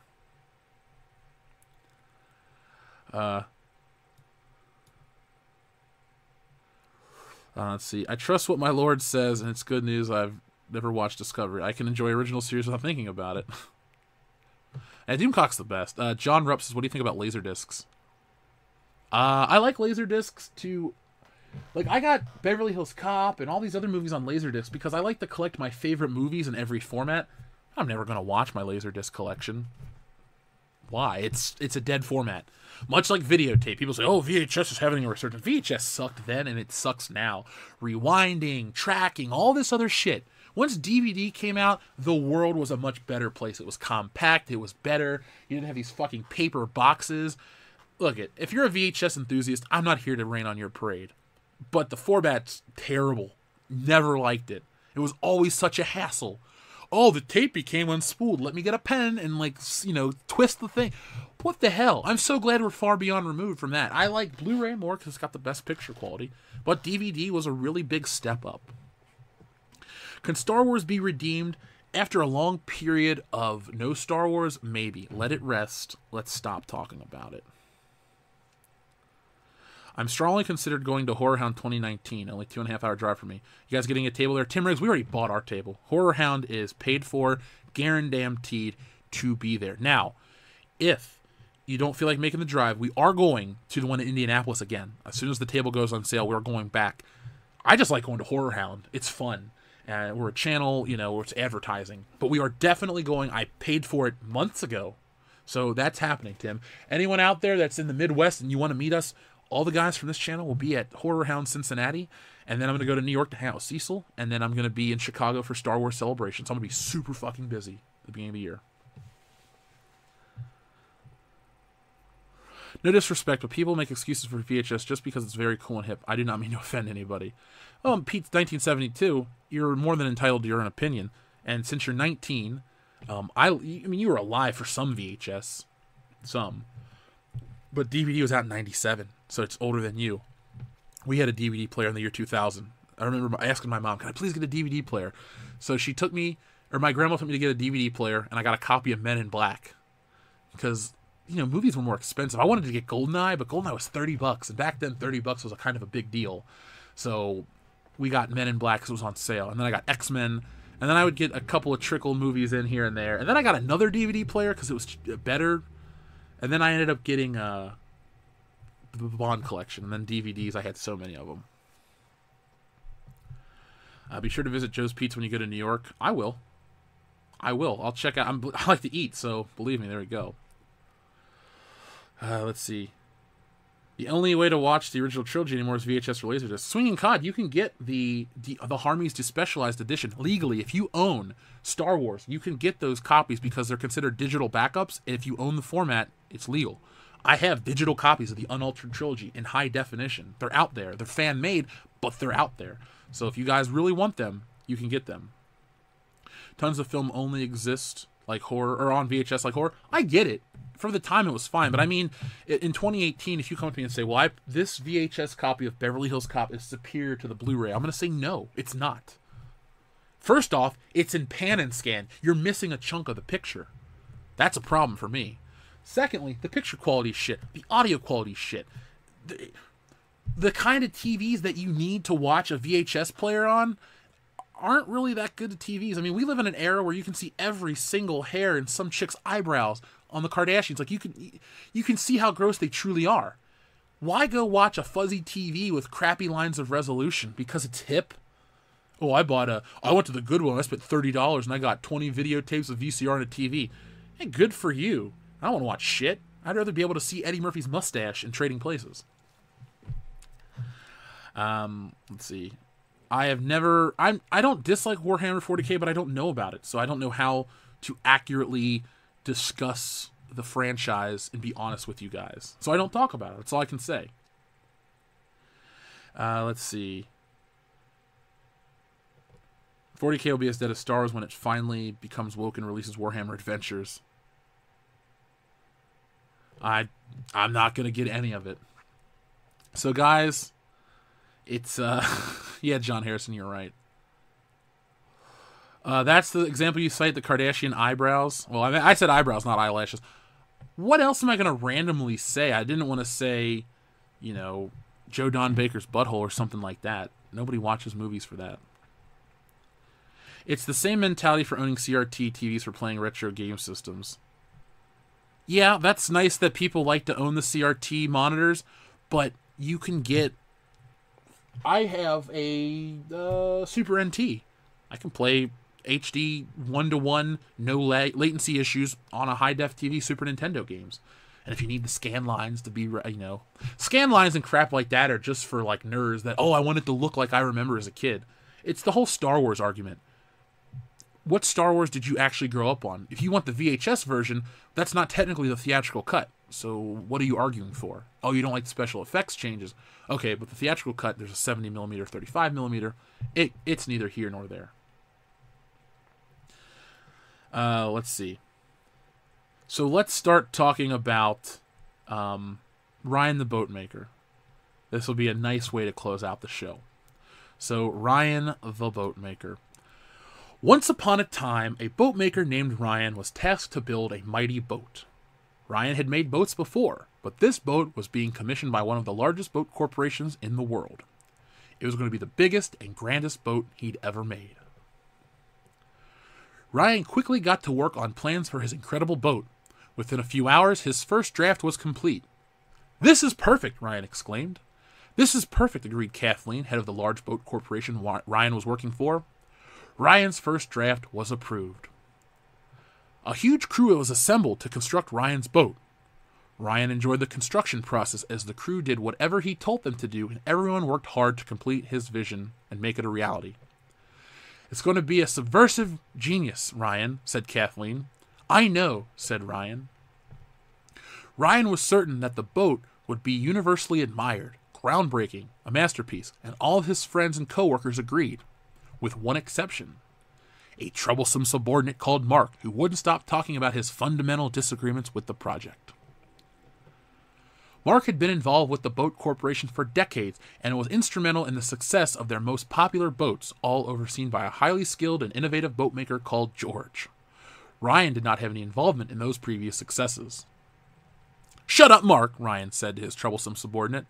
"I'm sorry, Ryan," said Mark, "but I've worked on boats like this many times before, and there are fundamental problems with your design." Ryan thought this over for a moment before responding, "Shut up, Mark!" After many months of hard work, construction on Ryan's boat was complete.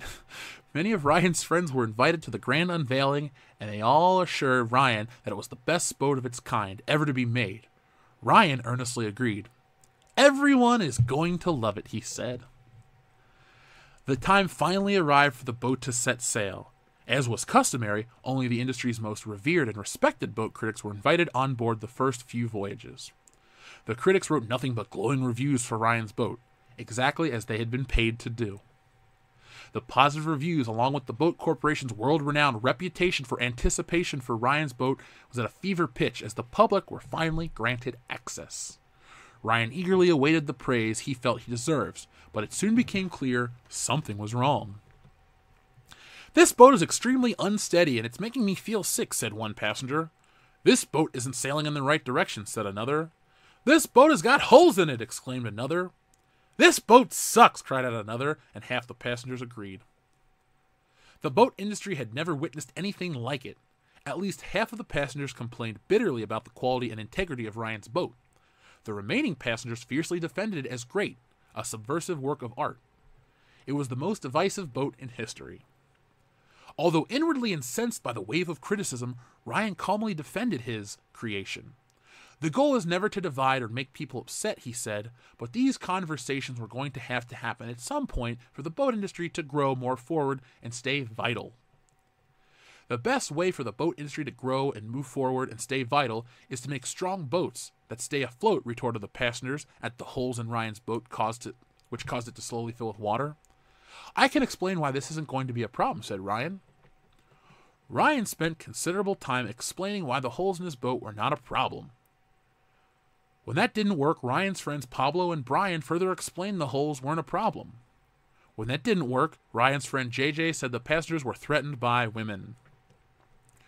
We have a problem with the boat because there are holes in it, reiterated the passengers. You're all clearly threatened by women, said JJ. What's your problem with women, asked Pablo. You're a hive of alt-right scum and villainy, said Brian.